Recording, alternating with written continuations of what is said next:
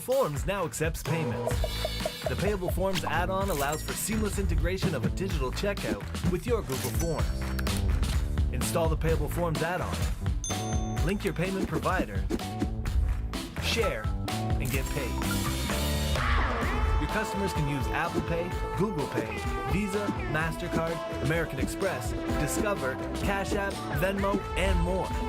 Save time and hassle by automating your payment process quickly and simply. Payable Forms gets you paid. From Colonel Sam Smith Park on the campus of Humber College in Toronto, Ontario, Canada, this is the 2024 AFL Transatlantic Cup presented by Payable Apps. We have played 10 days of Australian rule football here on the banks of Lake Ontario, and it is grand final day. We're at the pointy end, and out of the 6 women's teams that have come here to Toronto, these are the top 2. It's the Irish Banshees, reigning winners of the last International Cup that was held in 2017, and the USA Freedom, who are in their maiden grand final in international play. Hello, everyone. I'm Brian Barish. A delight to have you along with us for what should be a cracking match. Joining me in the commentary position, all the way from Melbourne, Australia, is Peter Holden. And Pete, we've brought some Melbourne weather, some Melbourne footy with you, footy weather with you here to Toronto. Absolutely, you have. I think back to day one of the competition. It was sticky. It said 28 degrees, but it felt like 38. Humidity was over 90%. It was Darwin-like conditions. Flip it on its head for the final day of the tournament, where we just had a little bit of rain. It has stopped for now, but it is very soft underfoot, and the temperature has dropped significantly down to 21 degrees with a cool breeze coming across the ground. And speaking of day one, let's go back and take a look at the road that these two teams took to get here to the final. As you can see, the teams flying their colors here in the opening, and that was part of this opening day festivities. That 56-32 scoreline, a little misleading. The USA out-kicking Ireland with 4 goals in the final term.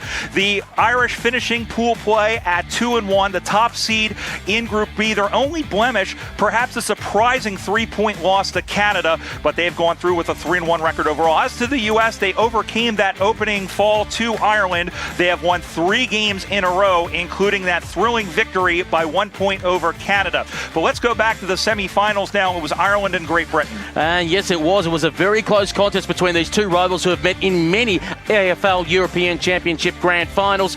You can see Ireland got on the board early, about a minute in. It was only 5 points the difference in the third quarter, halfway through, and this is when the wheels began to turn for the Banshees, and they started to get away from the British. Look at this piece of play. This is how the Irish can cut you up. They can go straight down the guts, and they can go down the guts quickly. Getting it on there to Kendrick, bang, goal. Shannon Stevenson would kick 3 goals in the final quarter as the Irish would run away from the British. Comfortable victors in the end by 40 points. And in the other game, the USA and Canada, the Northern Lights had beaten the USA in 8 of 10 contests overall. The U.S. could not find the big sticks early on. They had just 4 points, including one off of the foot of Lindsay Beck. Their only goal of the contest was Jerry Allen coming into the forward line for her injured Minnesota teammate Liz Ed, who was out with a broken arm. That made it 13-10 at the time. Now 13-12. Amelia Carr almost had a goal, spoiled there off the hands of Jacqueline Halliday to make it 13-13, but this was the difference.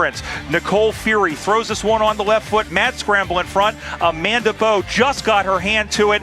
That was the difference as the Americans celebrate their first victory over Canada in 12 years and their first berth in the USA, first berth in an International Cup Grand Final of any sort, as they're now into the final of this this Transatlantic Cup tournament. The teams will be lining up for the national anthem in about a minute or two. We might take this opportunity to take a look at perhaps the key players for the game thanks to Payable Apps, helping sports teams simplify fee collection through their Google add-ons, payableapps.com. We go for Shannon Stevenson as the player to watch for the Irish. As we said, she's the leading goal kicker this tournament. In Ireland, she has been the leading goal kicker in their local competition for the last 3 years. It could be a forward shootout because the USA need El Presidente, April Munn of the Seattle Grizzlies, at full forward to try and step up for them. They need at least 2 or 3 from her to try and counteract what Stevenson's going to do at the other end for the Irish. And as we take a look at our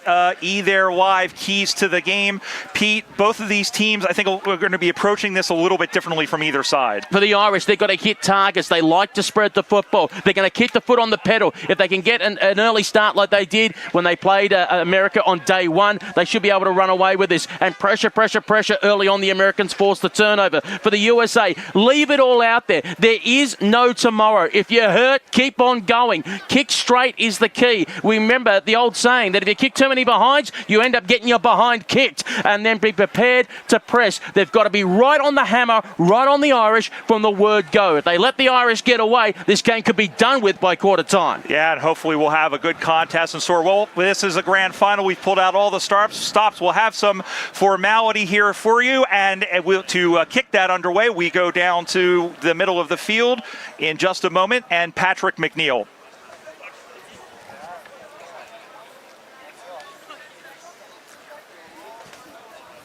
We'll do that in just a moment.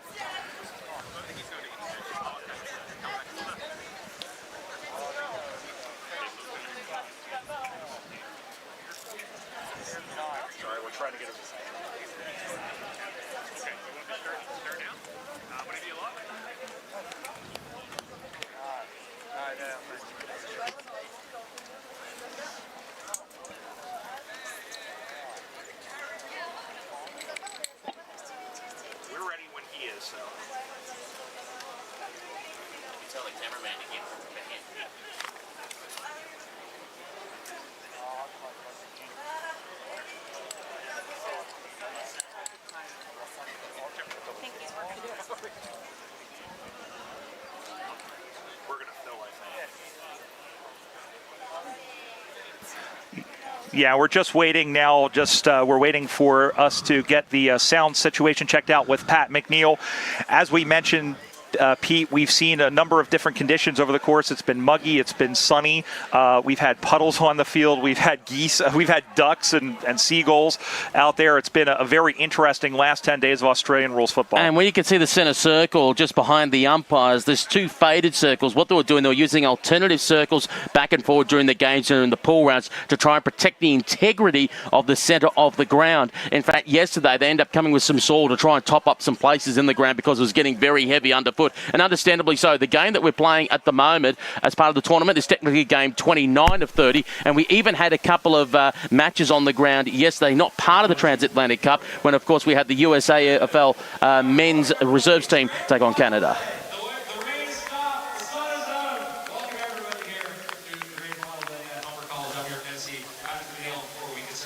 Festivities, AFL Canada would like to begin by acknowledging that the land on which we gather is the traditional territory of the Wendat, Anishinaabe, Haudenosaunee, and Métis, and the Mississaugas of the Credit First Nation. As we have 2 great grand finals here between the nations of the United States of America and Ireland. And we have a special guest. It is going to be Rick Imus. He is going to be performing the national anthems from these 2 great nations. Thanks to Rick for partnering with the Transatlantic Cup and providing all our sound equipment. Rick, we look forward to hearing your rendition of these 2 great national anthems.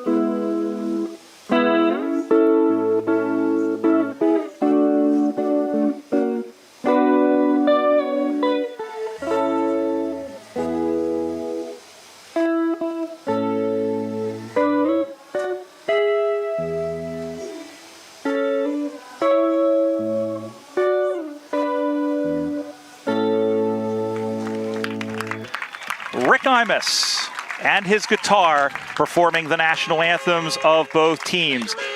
Peter Holden, this is a banner day. Toss, and to begin the proceedings, we're going to introduce the Honourable Scott Ryan, High Commissioner of Australia to Canada, to perform the coin toss. He's going to be joined by some friends as well. And the coin's coming to you straight from Australia. The opportunity, of course, to elect to go to the left of screen, the Toronto City Centre end, or to the right of screen, which is the visitmississauga.ca end of the ground.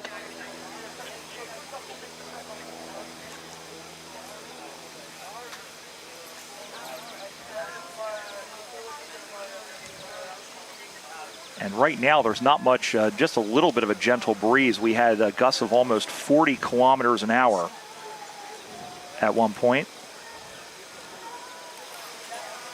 Should mention as well the footballs we'll be using today, sponsored by the Australian High Commission to Canada, responsible for advancing Australia's interests in Canada, canada.embassy.gov.au. Looks like the U.S. has won the toss. They will kick towards the Toronto end in this first quarter.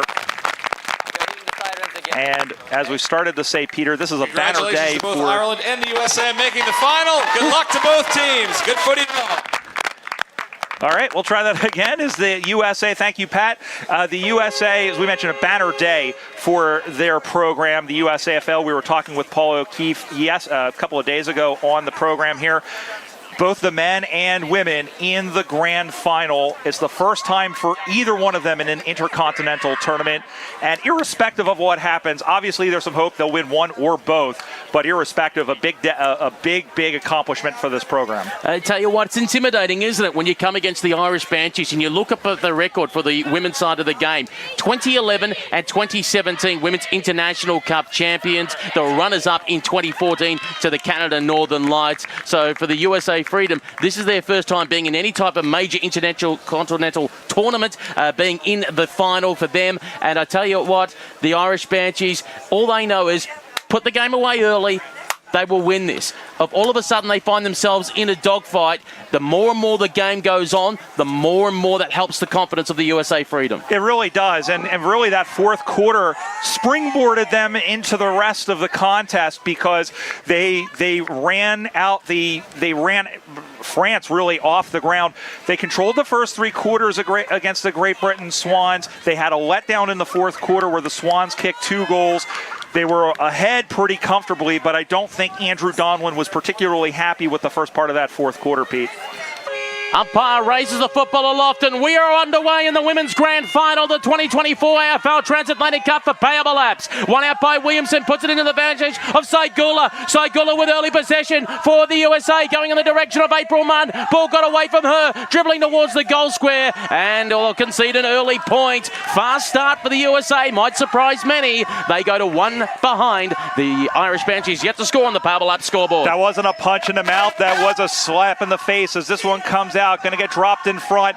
Looking in front of that one there was Hennigan. Stayed with the football now, going to get picked up. Big pack around the football, keeping vigil as Hoa. She affected the tackle. There's a big bump in there by Blecker. Fluger turning around and sending that one into the pocket. It will roll, it'll skip, it'll hop, it'll go out of bounds. If you're just joining us or haven't followed along with us, 17.5-minute quarters. That clock is unofficial. Might be a couple of seconds behind here. And we are playing AFLW rules, so anything in the 50-meter arcs, it's a boundary throw-in. We're playing last possession out of the rules. Ball off the foot of Blecker into the breadbasket there of Dara Power. Ball goes down, swatted out by Fluger, not to advantage. Great pressure being put on by the USA right off the bat. Blecker is in there now. So too is Saigula as it's slowly kicked out in the middle of the ground. They'll play soccer through the middle, and here come the Irish the other way. That was through Annie Walsh, who got it right into the middle of the ground. Intercept, though, by Saigula. Kaya Saigula kicks it long inside 50. Flying through the air there, Amanda Bowe couldn't hold on to it. Here comes April Munn, El Presidente of the USAFL. She goes to ground, copying a little nudge on the side there by CJ Murphy. Umpire calls play on. We're in the pocket. Hurried snap on goal. Irish got plenty of numbers back there. Tashburn takes it away. She'll go for a run on the right boot. Wants to go towards the halfback flank on the ETHERE Live broadcast side of the ground. And it's Ailish Dunn who will relieve the pressure. Dunn with the football, taking it in front of Pfluger. USA has to stick to them like glue. They need to find out by the end of the game what their bubblegum flavor is. Here is Carr. Had it slip through her hands. Hill is in there as well. Irish content to just soccer the ball off the ground and go and chase. This is Dykes who chases this one to the near side. Almost marked. Caskew in there with O'Shea. Handballs out. Here comes Saigul under pressure. Throws the ball onto the left. Here is Carr who's pushed in the back. No call. Umpire said it was a fair bump. Ball goes free. Hill emerges it. She dropped the pill. She'll get claimed by Ailish Dunn. And we'll have a free kick. Good tackle in there. And it's a 50-meter penalty as she didn't give the ball back. I think that was a little stiff there. Giving that one up was Rita Hill. Ailish Dunn, captain MTU to the Fitzpatrick Cup Championship, making her international debut this tournament for the Irish. Looking around for some options. As we said, Shannon Stevenson has been the player that's been the hottest at the moment for the Irish. She is the leading goal kicker for this tournament and the leading goal kicker in Ireland for the last 3 seasons. That's the intended lead from her. Kastanik was at the back who managed to contribute a spoil. Ball is on the ground trying to get in there as well. Looks like as though Sullivan umpire circling around will blow the whistle and call for a ball up. Look out for Anne-Marie Troy. Tall target in the forward line for the Irish, and she'll also do the rucking against Barbara Williamson. Immediately taken out of the contest by Quiva Condon. She got brought to ground. Ball got past Hill. Trying to get in there is Lindsay Terse of the Austin Crows. She couldn't get there. Spinning around on a sixpence. They get it quickly to Troy. Wanted to give the don't argue as Amelia Carr came at her. Amelia Carr goes back in for a second tackle. Umpire said it was fair. You can play on. It comes out to the halfback flank here for the Americans on the ETHERE Live broadcast side of the ground. Head over the ball by Becky Sullivan. Caught immediately by Lindsay Beck, and umpire Walter Gibellaro says you're caught holding the football. Give the credit to Sophie Pfluger there for putting the ball in. She's the youngest player on the ground for the USA at 23 years of age, and she is playing impeccably here in the early going. They kick that one out on the far side now. Going to get taken down. Handball now back up the way. Going to send this one down the line. It's going to send that one in. Going to bounce over the top. Here is Hill. Going to sprint that one forward. It's going to kick. It's going to hop. Now the other way. Here comes Ireland sending that one into the pocket, and the ball will bounce out of bounds. We'll have a boundary throw in. 4 minutes and change going in the first term. 1-0 USA. It's settling into an arm wrestle so far, and in fact, it is going to be they're asking for the lasso free kick. And it will be free kick USA. And it will come out of their back right pocket, or back left pocket. And as you see, that is Kelly Caskew. Actually, to Canada. They said it was Ireland. What am I talking Canada? They're the ones who beat Ireland, mind you. And that was a few rounds ago. Now there's a discussion between umpires about if it was a disposal when it went over the boundary line, or if it was, and in fact it's a USA free kick. So after a long conference that would have made the UN blush, they now kick the ball up the line, heading to Amelia Carr. There was Kaya Saigula, had it momentarily, came out to Quiva Condon, went towards half forward, looking for Anne-Marie Troy. She's being harassed here by Ali Dykes over the top of the ball. Dykes gets it to across to Georgiadis, tried to find Carr, couldn't get her. Wanted to get in there is Kendrick for the Irish. Hurried hand pass out, American football, using the agency of Sakura, gets it across to Gojo. It's Connor Joe Lewis out towards the centre wing position, looking for Blecker, got bumped off the ball at the crucial moment. Head over, it was Dara Power, smacked it along the ground. Numbers with the Americans. Lindsay Terse, is she gone? The umpire said got rid of it in the nick of time. Still a hot potato football. Connor Joe Lewis gets whacked out. Ball still in possession, still in dispute on the other side of the ground. Umpire pulls out a free kick, says to the Irish woman, you are G-O-N-E, gone. Free kick for the Americans. Here's Ali Dykes from the Denver Bulldogs, served 2 years in the Peace Corps in the Gambia. Sends this one up on the right side towards the Lake Ontario side. Going to be marked by Kojo Lewis. Sending this one down the line once again. Chasing after it is Danny Marshall. Marshall says, I'm not afraid to push up. Going to send a centering ball in, but once again, it's off the hands of Byrne. There is Bo. There is Munn. Tap through for a behind. Good job by Byrne, and a good job by the Seattle Grizzly combination of Bo and Munn getting the second point of the game. That's for Payable Apps with 11 to go here in the first turn. Tashburn puts the ball in play quickly. Little bit of a daisy cutter and going to turn this one in off the hands of Power. Americans are going to get to this one. Saigula goes left, goes right. Didn't have an option in the middle of the ground. Ended up turning over the football. Good harassment there by Saigula.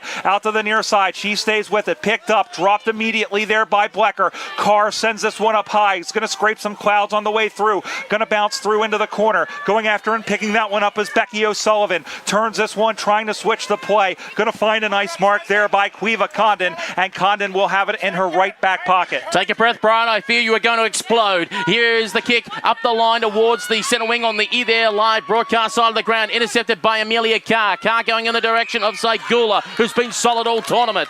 Kaya Saigula out of the Minnesota Freeze, originally from Lakeville, Minnesota, decides to switch backwards to the former AFLW footballer in Danny Marshall. Marshall swings around to go inside 50 and finds Go-Go Kojo, and Connor Jo Lewis goes to play on. She's looking for the Americans' first goal. Ball came off her hands. Going in there is Lindsay Beck. Mad scramble in the goal square. The Irish kick the ball off the carpet, and it's out of bounds on the full. The opportunity for the Americans now. Lots of pressure being put on by the U.S. We'll see if they can keep it up over the course of 4 quarters. Ireland are back on their heels, but they are parrying away the attack as the ball gets sent across the face and out of bounds on the full, and it will come back the way of Ireland. Wasteful kick. Very.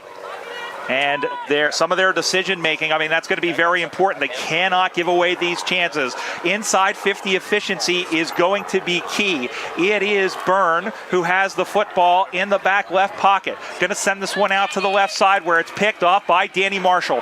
Marshall was supposed to start in the right half back, but she's been given the green light by Donlin to go up, and she absolutely will. Marked down, knocked away there by Munn. Still in play. Bo went after the football, but was second best. Going to send this one out. Going after it again is Lewis. Lewis looks to go inboard. Runs in the middle of the ground. Has some room. Got it onto the left foot, but turned it over. Didn't go 15. Going to get sent back from whence it came. It'll roll. It'll skip. It'll hop. Going and picking that one up again with Stevenson. We've normally seen her in the forward line, but now she is in the halfback line. There's the breath that he wanted me to take. There is Lewis up on the far side now, and the ball goes over the boundary line. Is it a lasso free kick? It absolutely is. Free kick to Georgiadis, who gives it to Allie Dykes, who has it directly across from the There Live commentary position with myself and Peter Holden. On the Lake Ontario side of the ground, now goes up the line, looking for Kaya Saigula, spoiled from behind by Lawler of the Irish. O'Sullivan off the side of the boot, bouncing football, dribbling towards the boundary line. If it goes over, it'll be a lasso free kick. It manages to stay in.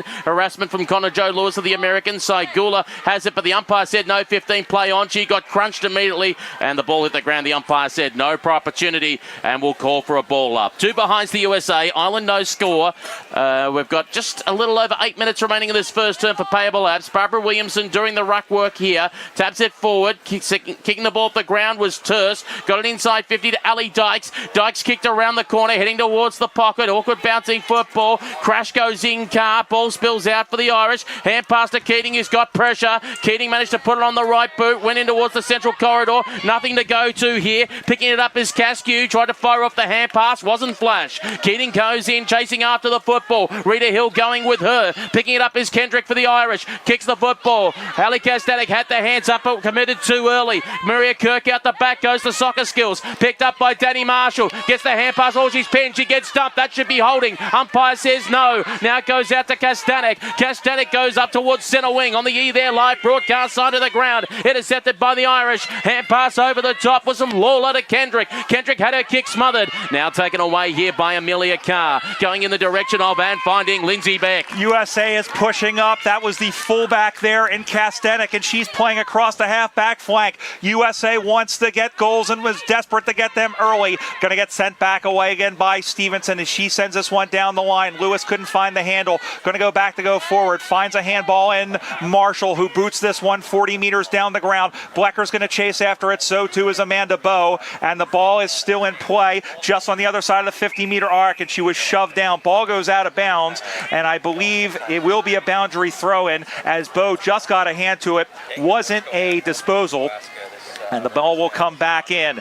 USA 2, Ireland nothing. Ball comes back in. Going to get picked up. Big spin around there by Saigula. And is she going to get that tackle? She absolutely is. Kaya Saigula, who is only the most consistent player in the USAFL Nationals a season ago, back in June in Ohio at the Super Regionals, which Minnesota won. She won best and fairest.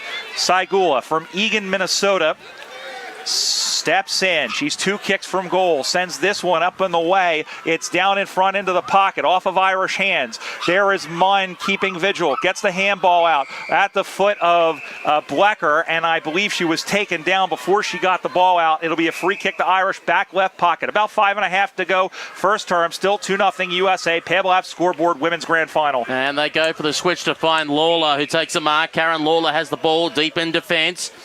Plays Gaelic football, won an All-Ireland Mini-Sevens tournament with St Bridges in 2022. Lawler now goes towards the half-back flank, was heading in the Kendra direction. Ball bounced away from her, close towards the boundary line. This will be a lasso free kick, though, against the Americans and Alison Leonard as she kicked the ball along the carpet. No, they're going to deem it that she didn't take possession of it when she did it, so it will be a throw-in instead. That was Horn. Thank you very much for that, Brian, as the ball is thrown back into play. Horn doing the ruck work against Tash Byrne. Came off hands once again, went over the boundary line and out of bounds at the taco truck end of the ground. Good to see the Irish flags out, dominating that corner of the field. Plenty of support. Of course, they've got their men's grand final also coming up. That'll be at 1:45 local time. Marie Keating had the football, bombed it long towards the centre square. Here comes Marshall. She's under pressure, but go Connor. John Lewis has got space, but here comes Stevenson. Goes for the hand pass sideways, trying to use Sakura. Sakura's under pressure. Got to get around on the right boot. It got smothered, though, as soon as she tried to boot the ball. Marie Keating does a little bit of shepherding work there. Troy tries to kick it along the ground. Now being picked up there by the player in Saigula to go to Beck. Beck wearing the number 2, was originally listed as number 21 at the start of the tournament. Beck now goes inside 50 over the head there of April Munn. Blecker came out after it as well. Ball picked up by Walsh. Walsh gets the hurried little hand pass away. Now in the hands of Brosnan, the captain of the Irish. Up the far side now, going to get knocked down. There is Marshall, who went after the football, went proverbially A over T. And the umpire says we'll have a boundary threat. We'll have a ball up, beg your pardon, directly across from us. Under 4 to go here in the first term. I think if you're Ireland, you're the happier side of the two because they have kept the Americans off the major scoreboard, and it'll be a free kick as there was an infringement in the contest. And asking who the ball should go to, and it will be Alison Leonard. Leonard from Seattle, Washington originally, from Kenmore, and was defending her bioengineering PhD this year, but unfortunately she turned that one over to Amanda Brosnan, the captain. She looks left, she looks right, now goes down the middle of the ground, up on the far side now, going in and crashing in was Lewis. Ball gets free, up on the far side now. Good crowd building here despite the weather. Brosnan sees it go off of her shirt front, stayed with the football, slapped down the attempted attack there of Terse. Going to get picked off by Marshall, or rather that's Leonard. Spins that one through. It was touched. Oh no, they are going to pay that as a mark. Now playing on is Blecker. Blecker bombs looking for Munn. Got her hand to the ball, got taken down, no call. Maybe a 50-50 either way as the ball goes back the other way. Big pressure put on by Beck. No whistle again there as they just got it away. Pfluger over the top. Going to get spoiled quickly there by Condon as the ball stays in play, and now it goes out of bounds 40 meters around from the Irish target. They are from the USA target, up 2 with under 2.5 to play. I should say when Munn went down, it was just a slight little bump. It was all fair and legal, and she just lost her balance at that crucial moment. And again, a bit of a soft surface as well due to the rain earlier this morning and a couple of days ago that we had here at Colonel Samuel Smith Park. The Irish go for a soccer off the ground job. This is going to put Walsh under all kinds of pressure. Had to give it off, of course, quickly to Brosnan, the captain. Brosnan now kicks it in towards the middle of the ground. Umpire's pulled out a whistle free kick and said it's going the way of the Irish. And Shannon Stevenson, their forward, who's worked a long way up the ground to take it near true centre half back. She elects to go straight down the central corridor. They want to try and run onto it. Kendrick had it, almost got picked off here. Umpire blown the whistle, says it is a throw. Free kick going the way of the Americans. Going to end up in the hands of the number 22, Kali Kaskew. Kali Kaskew, Ukrainian born. This is her international debut this tournament for the USA Freedom. Goes to Kogo Go, Kojo. And Lewis kicks it towards the centre half forward position of Lindsay Becker. Tried to sell the candy. Did well. Gave up the quick little hand pass to Blecker. Blecker goes long for goal. There is nobody home for the Americans. Easy mark for the Irish. And I think the Tennigan back there in the last line of defence. As Munn was drawn a little bit too far up, Blecker was relying on them to be back there, but unfortunately they were stuck in a half-forward flank. Goes out and finds Condon with the football. Comes out to the near side, right in front of our E! There Live commentary position. Caskew stays on the football, going after and picking that one up and getting taken down was Troy. Just got the ball away. Handball in the middle of the ground. There's Saigula back to Olaf, who sends this one across into the middle. That's Olaf Indrita Daughter from Minnesota, the oldest player on the team. She turns 46 in October. Comes out to the near side. Here is Saigula, who sends this one in, going after it and chasing all the way back. One-on-one contest. There was Bo, was held off the football. Now going to try and pick that one up, and there is a free kick getting pulled out. And it's getting pulled out to the U.S. And here is Kathy Hoa, who has played in every international cup going all the way back to 2011. And she has an opportunity. There's not much of a win to speak of. And by the time she kicks the football, she'll be 40 meters out. I think this is within her range. Hoa from the Minnesota Freeze sends this one on the way. It looks good off the boot. It doesn't have enough. It's back through, and then there was Turst to bat it through for behind. Waning seconds of this first term. USA all behinds. They lead 3-0. And that's on the Payable Apps scoreboard, helping sports teams simplify big collection through their Google add-ons, payableapps.com. The siren has sounded for quarter time again. Our score clock is unofficial.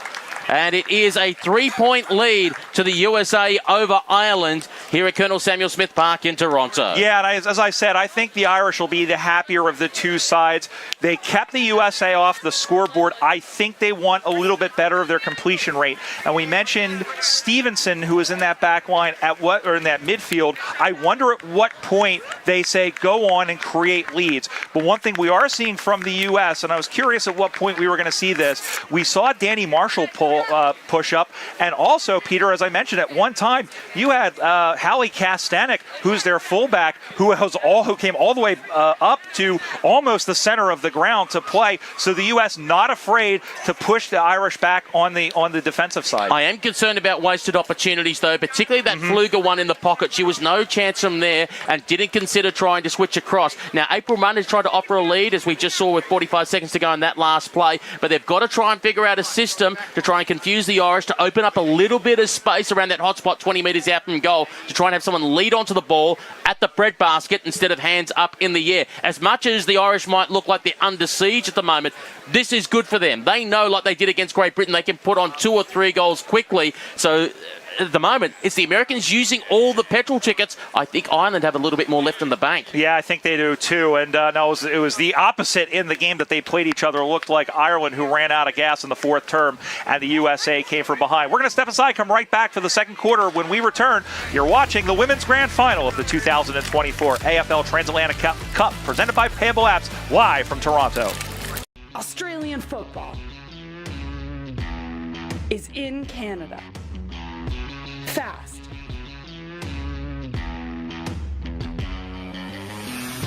Tough. Spectacular. Fun.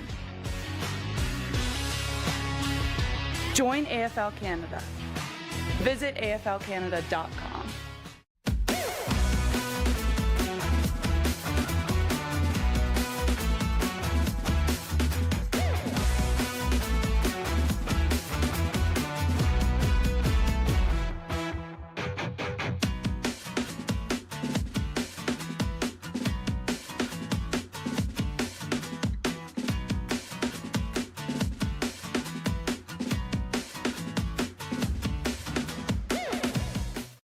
Footy fans, you need to know about AFL Canada Shop.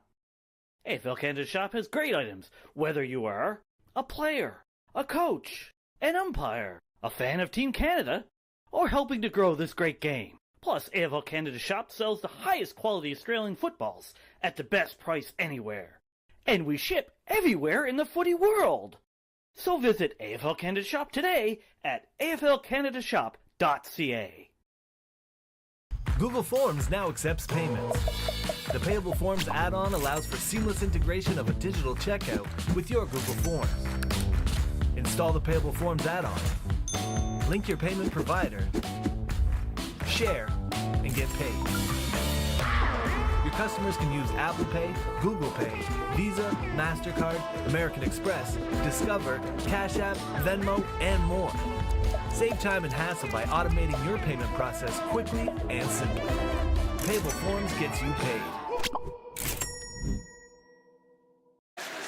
And back here at Humber College, specifically Colonel Sam Smith Park in Toronto, Ontario, heading into the second quarter of this women's grand final. It's the USA leading Ireland 3-0. Let's head down to the boundary line, see what the coaches were talking about, Shane Began and Andrew Donlan. We head down to the third member of our commentary team, Pat McNeil.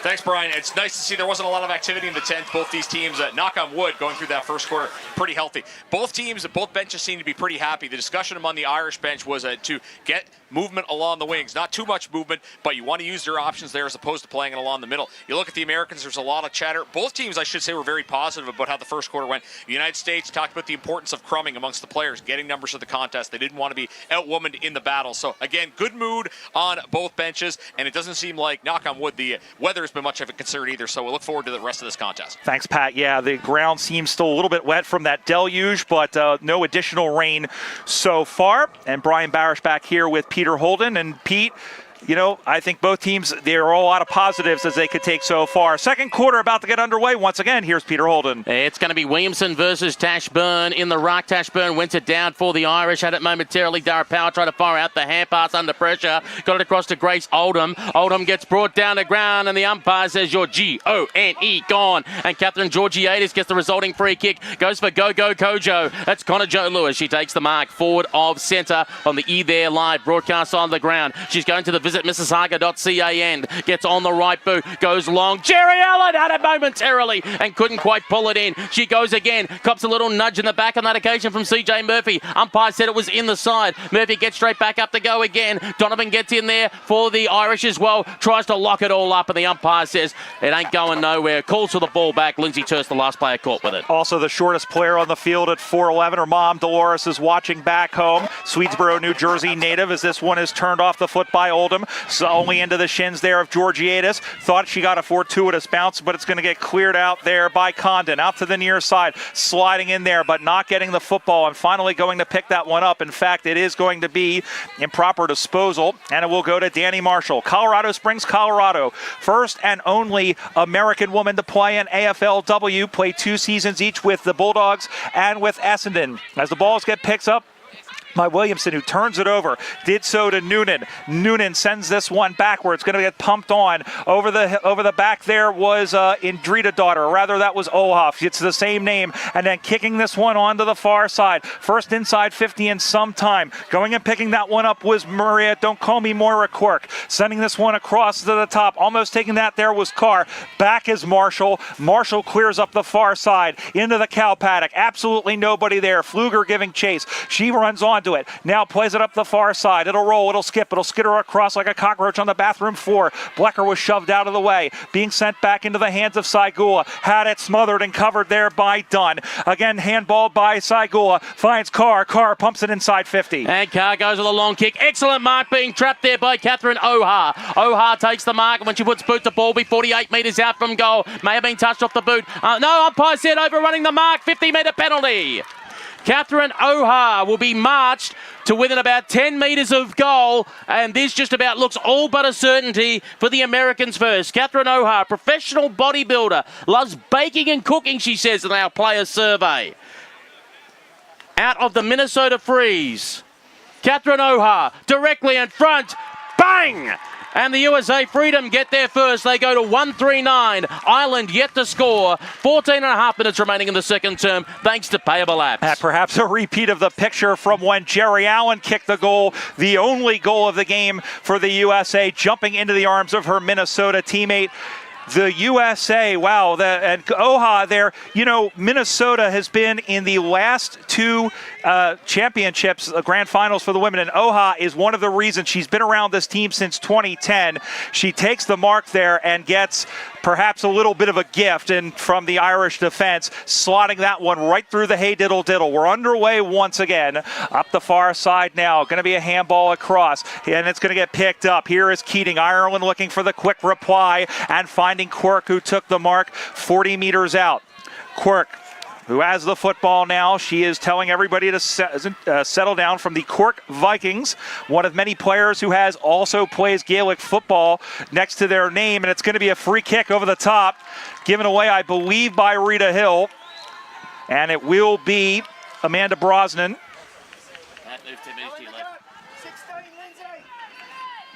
And here is Brosnan, who will line up. Brosnan, the captain, also from the Cork Vikings, has a 3.5-year-old at home, and on that occasion has put it through for Ireland's first score. It took 21 minutes of play, but they are on the board. It's 9-1 USA. That's on the Payable app scoreboard.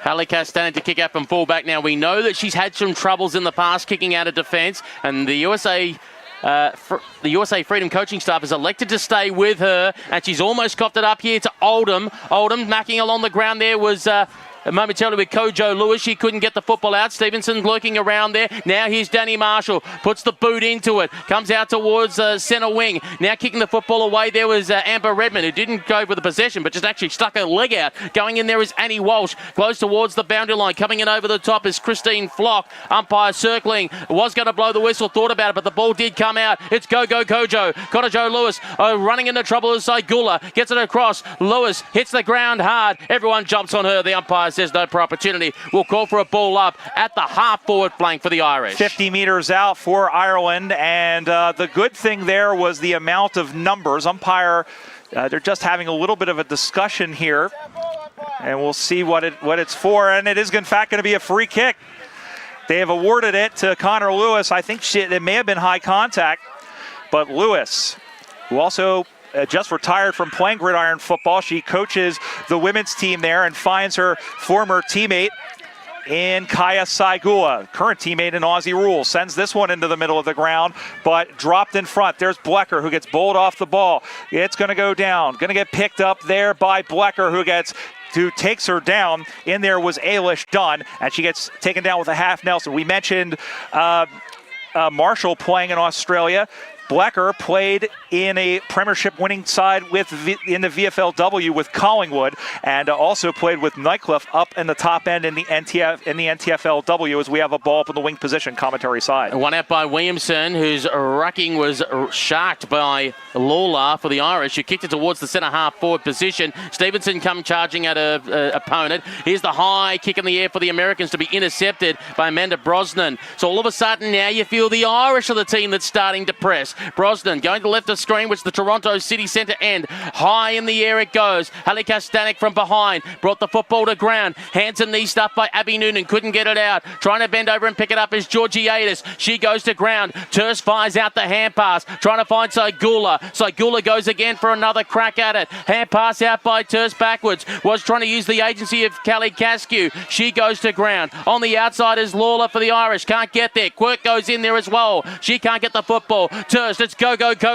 Connor Joe Lewis is in there. Connor Joe Lewis goes again. Dribbles the football forward, only to be intercepted. Sending it back in there was the kick by Brosnan for the Irish. Was trying to find Stevenson. She's been double teamed. Can't brought it to the ground. Now taken away by Marshall. Marshall with a long kick. Intercept Mark Annie Walsh. USA now with their heels on the line right now, but their defense for the time being is standing up.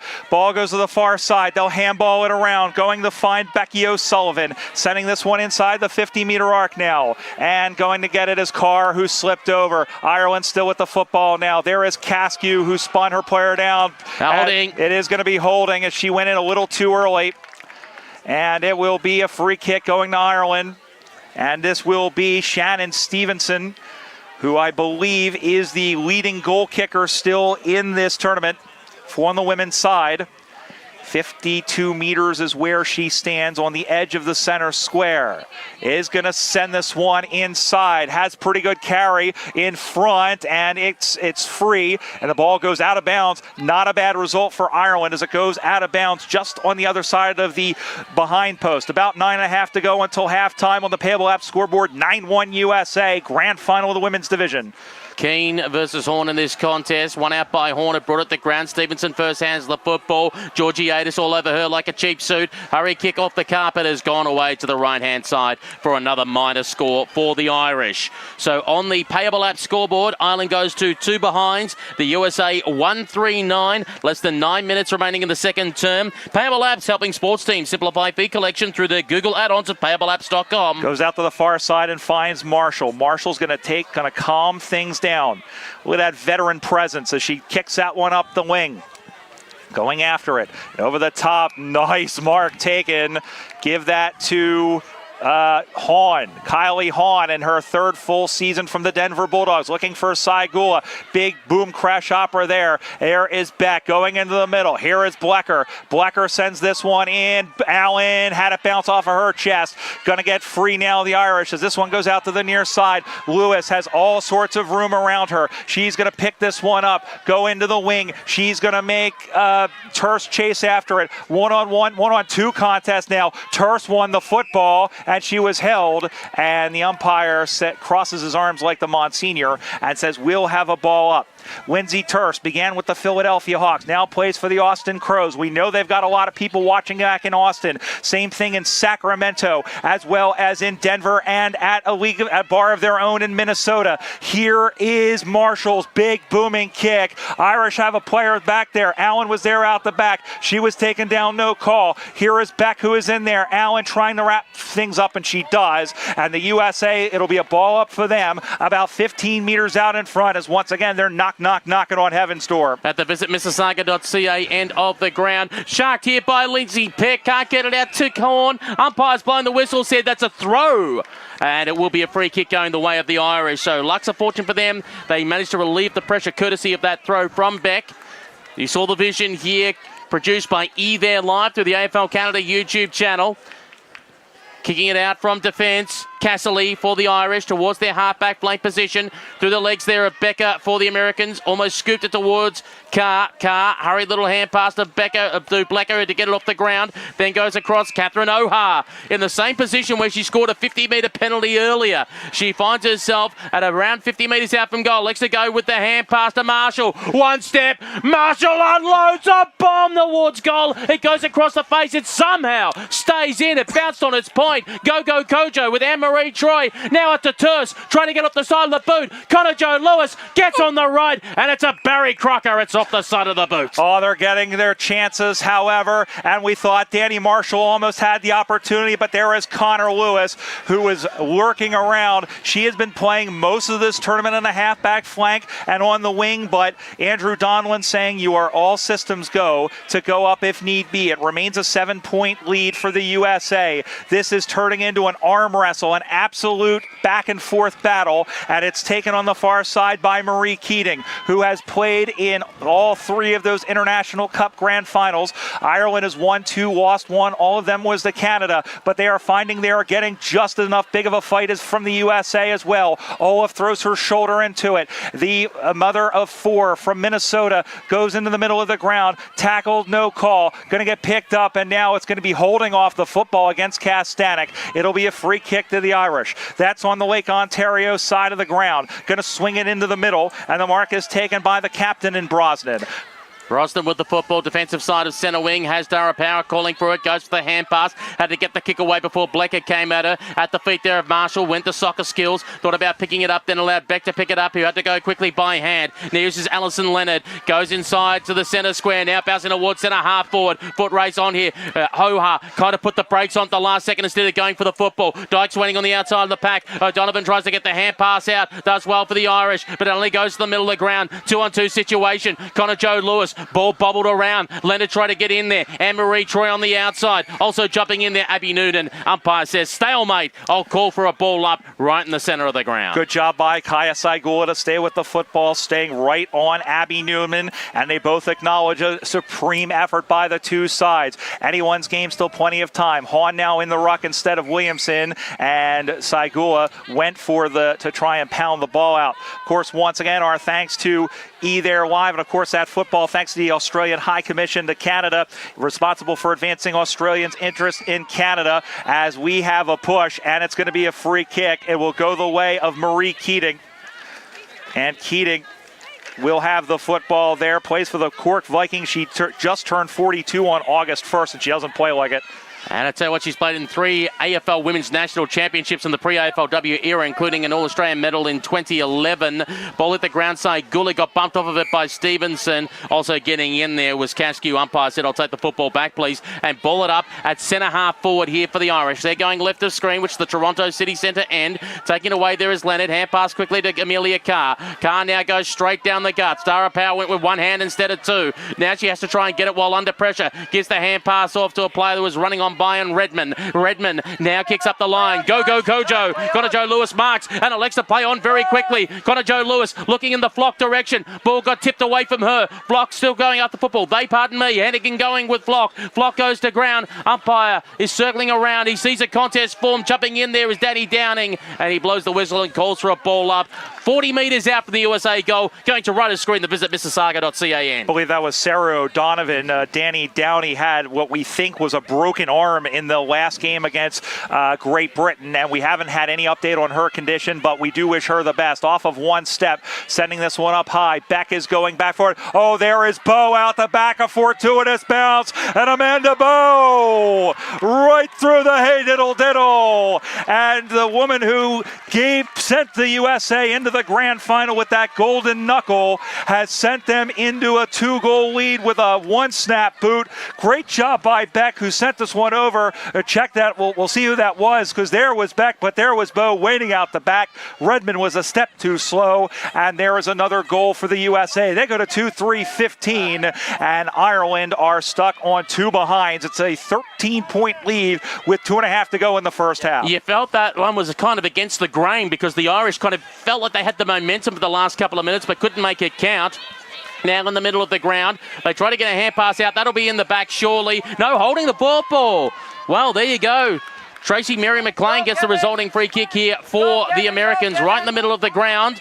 Looking for some options. She's got 2 minutes to go until the halftime siren. Alexa get the hand pass to Saigula. Back to Kojo Lewis. Had Keating coming at her. Lewis now goes in the Beck direction. Flying through the air. One juggle. Couldn't bring it in. Horn there. Kick off the ground for the Irish. Keating coming at it again with that famous yellow headband. Ball got knocked away from her. Condon threw it on the boot. Bounces towards the centre half forward position. Stevenson coming at it at full speed. Stevenson takes it. Turns around on a sixpence. Right boot. One-on-one contest. Kendrick got to try and turn Caskew inside out. Kendrick and Marie Troy is running towards the pocket as well, but the ball is well away from her over the boundary line and out of bounds. 2 metres around for the right-hand point post. That's a good job for Ireland. It's a good opportunity, but for the USA, it does waste some of the clock. Let's see if they can be like Zach Morris and be saved by the bell as we have the ball happening. About 10 meters around, maybe 5 or so from the Ireland point post. Umpire arches the back, spins the ball into Colonel Sam Smith Park's football oval, the only semi-permanent one in North America. This one floats in, and this is going to be an answer for Ireland. What a big goal by the Irish off the foot of Siofra Keane, and Ireland finally in the last minute of the first term got a big goal there as she picks this one up off of one step and it floated through the goalpost. Payable app scoreboard. Ireland now go to 1-2-8. They trail by 7 points. USA 2-3-15. They needed that one, Ireland. I mean, 2 goals wasn't like a big margin, but they would have been very concerned if they didn't have a goal coming into the halftime break. Now they just put themselves within striking distance. They trail by 7 points. 2-3-15 to 1-2-8. Up in the air we go again. Horn wins out the contest. Hurry kick by the Irish. Out towards the advantage of Lawler. Lawler gives off the hand pass, managing to use her teammate to link up well to Troy. Troy now goes towards the half-forward blank position. 4 seconds remaining. Got to throw it on the boot now. and he walks up against the boundary line. Does throw it on the boot. It's going towards the hot spot. The siren sounds. The mark will not count if they took it. They dropped it anyway as Kendrick tried to get underneath it. But there is half-time on our Payable app scoreboard. We got a ball game, Ryan Barish.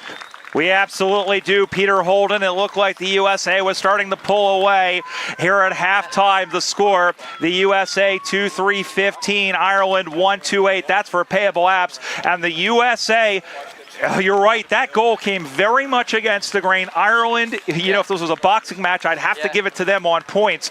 But what mattered to them was they got that goal. But boy, what a timely goal there by Keane, who kicked that one. They really, really desperately needed that. And I think if you're Andrew Donlan, you're very, very disappointed that they gave that away. But I think it belies a very good defensive effort by the U.S., who had all sorts of pressure against them. I know Patrick McNeil's going over to have a listen into both huddles to hear from Shane Beggan and Andrew Donlan to what they've got to say.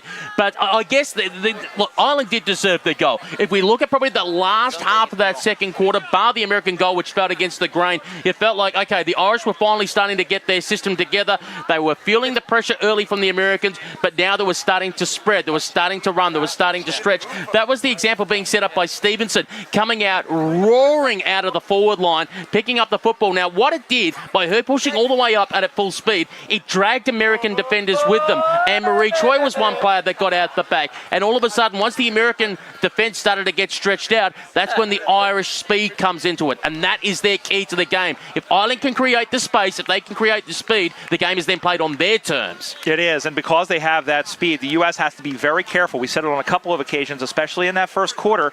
They were getting caught a little bit far up. We mentioned Kastanek. We mentioned Marshall, who is now floating into the floating towards the half-forward line. She may be taking on more of a rover role with Nicole Fury not in the lineup today. She, of course, was the one that helped set up that goal. 35 minutes down, 35 to go here in the grand final of the women's division here at the 2024 AFL Transatlantic Cup, brought to you by Payable Apps. We'll be right back on the other side of this break from Toronto.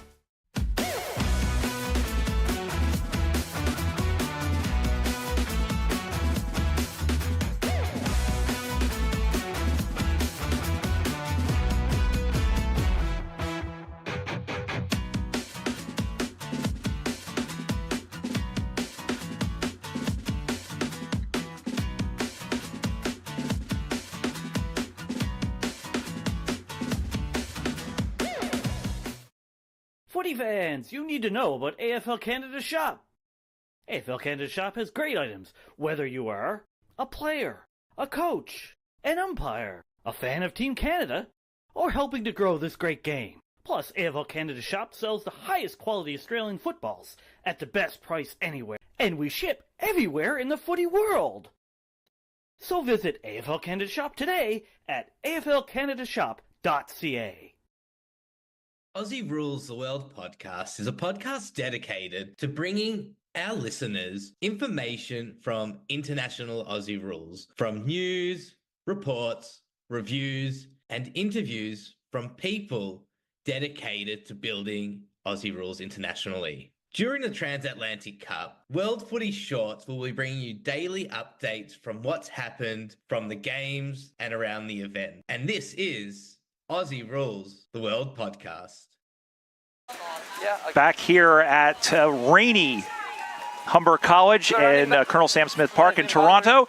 We're about to get set for the third quarter play of the Women's Grand Final, the 2024 AFL Transatlantic Cup, brought to you by Payable Apps. USA hanging on to a 15-8 point lead, and our boundary rider Pat McNeil has been channeling Annie Lennox with the weather there. What do you have for us there, Pat? Yeah, it's funny you mentioned that, Brian. It was actually a few minutes left in the second quarter. You started to hear the thunder coming, and now obviously you can see the rain. You can still hear a little bit of thunder, so that's a story to watch. Looking at the scrums, the Irish, I think they were happy with how that half finished. They talked about getting play to the wings. They seemed content that the game was coming to them. USA was happy with their performance as well. They were very happy with the pressure, stressing getting numbers to the contest, but they were happy with how their pressure was affecting the Irish play. And obviously, things very much in the balance heading into the second half. Thank you very much, Patrick McNeil. Brian Barish alongside Peter Holden, and joining us in the commentary position, a very special guest, a man who has played 336 games over 17 seasons with the St. Kilda Football Club. It's a very good afternoon to Nick Rewalt. How you doing, mate? I'm doing really well. We've got some nice Melbourne weather here for the second half, which is great. We thought we would make you feel at home, mate. You've come all the way over here. We figure we'll get Nick's thought very quickly. I know you've been keeping an eye on proceedings. What do you think of this tournament so far? Oh, it's incredible. I mean, I've made the not too long journey up from Texas, but I really am blown away. What I've loved is getting around the ground today and just hearing all of the individual stories about how people actually got onto Australian rules football, why they're playing it, how they fell in love with it. So that's been really interesting. And the standard, to be honest, has surprised me. The French in the GB game earlier today, I mean, they just belted the suitcases out of each other. That was great to watch. And the standard's been really good. So looking forward to the two grand finals today. I was going to say, you were at the USAFL Nationals in 2013. The standards picked up a little bit since you saw us last, I think. It has, and I'm heading back to Austin later this year as well for the US Nationals again. So I'm excited to see the development that's occurred over the last decade. But, I mean, you talk about a game that is loved at home, obviously. It's number one sport in Australia, but great to see it spreading around the globe. And we're underway for the third term. One out there by Barbara Williamson for the USA. Got knocked down. Coming through the middle there was Brosnan. Lost possession of the football. Keating is in there. Wanted to try to get it on the left boot. Went towards the half-forward flank. The Irish going to the right of screen. The visit Mississauga.ca into the ground. Georgiades harassing there. In goes Amelia Carr. Puts it on the right boot. Goes out towards the centre wing on the Lake Ontario side of the ground. Chasing after it, Lindsay Turse. Keating there as well. Over around the football. Going with them is Amber Redmond. Ball they cry. The umpire won't pay it. Nearly getting leg there is Lindsay Beck, and the umpire has spotted it. Free kick for the American, and she'll get the resulting free kick right in front of the scoreboard, which is normally used for the AFL Ontario competition. Lindsay Beck, of course, did rowing at the University of Minnesota at NCAA Division 1 level. And a key we just saw come off the ground very early is Kaya Saigula, I think with a little bit of blood. She was replaced by Allison Leonard, so a big off right now. But here is Amelia Carr, who turns quickly and goes to send this one up and now, going deep down into the corner, into the pocket, and a good mark taken across the half-back flank now.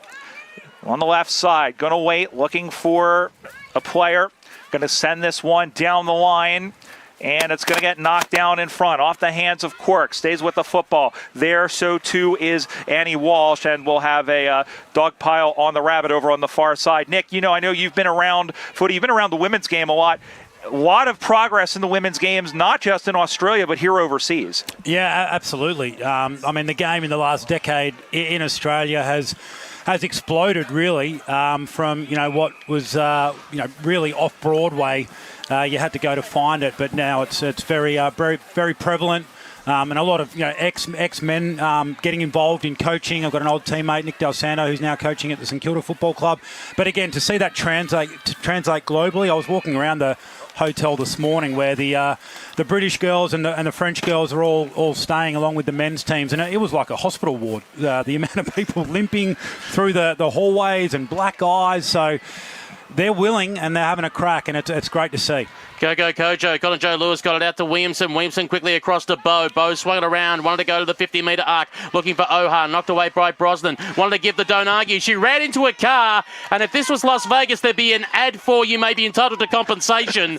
And Amelia Carr, who played in Melbourne for the Vermont Football Club in the Eastern Football Netball League. They're called the Eagles, or unofficially called the Violet Crumbles. Goes inside 50 with a kick. Looking there for Georgiadis. Marshall goes to ground. Player goes over the top of her. There's a hurried hand pass out. Tashburn tried to get in there. Walsh there as well. Oha goes fighting for the football. She's in a pack of 6. Trying to fire out the hand pass there is Kate O'Reilly. She's on hands and knees. Lindsay Beck goes there as well. Ball squeezed out. Horn being held without it. Umpire called play on. Also getting in there is Grace Holden for the Irish. 35 out for the American goal. Beck is there. O'Reilly had it momentarily. Redmond threw it on the right boot. Now goes in towards the centre of the ground. One bounce. Awkward kick. Troy was there. So was Quiva Condon. Fired out the hand pass going backwards. Irish ball on the right boot. Bounces up towards Kendrick. Kendrick now goes on the right. Foot race here versus Kastanek versus Stevenson. And we know Stevenson's got a burst of speed. Stevenson, who kicked 3 1/4 in the semi-final, kept it in front of herself. Rita Hill lost her footing. Stevenson got it back. Wants to swing around on the right. She's got no left. Tries to square it up. Trying to find Abby Noonan, the youngest player on the Irish side. She elects to go backwards to go forwards. One-step kick here by Oldham. Has it got the distance? Goes in the direction there of Kendrick, who dropped it. Threw it on the right boot,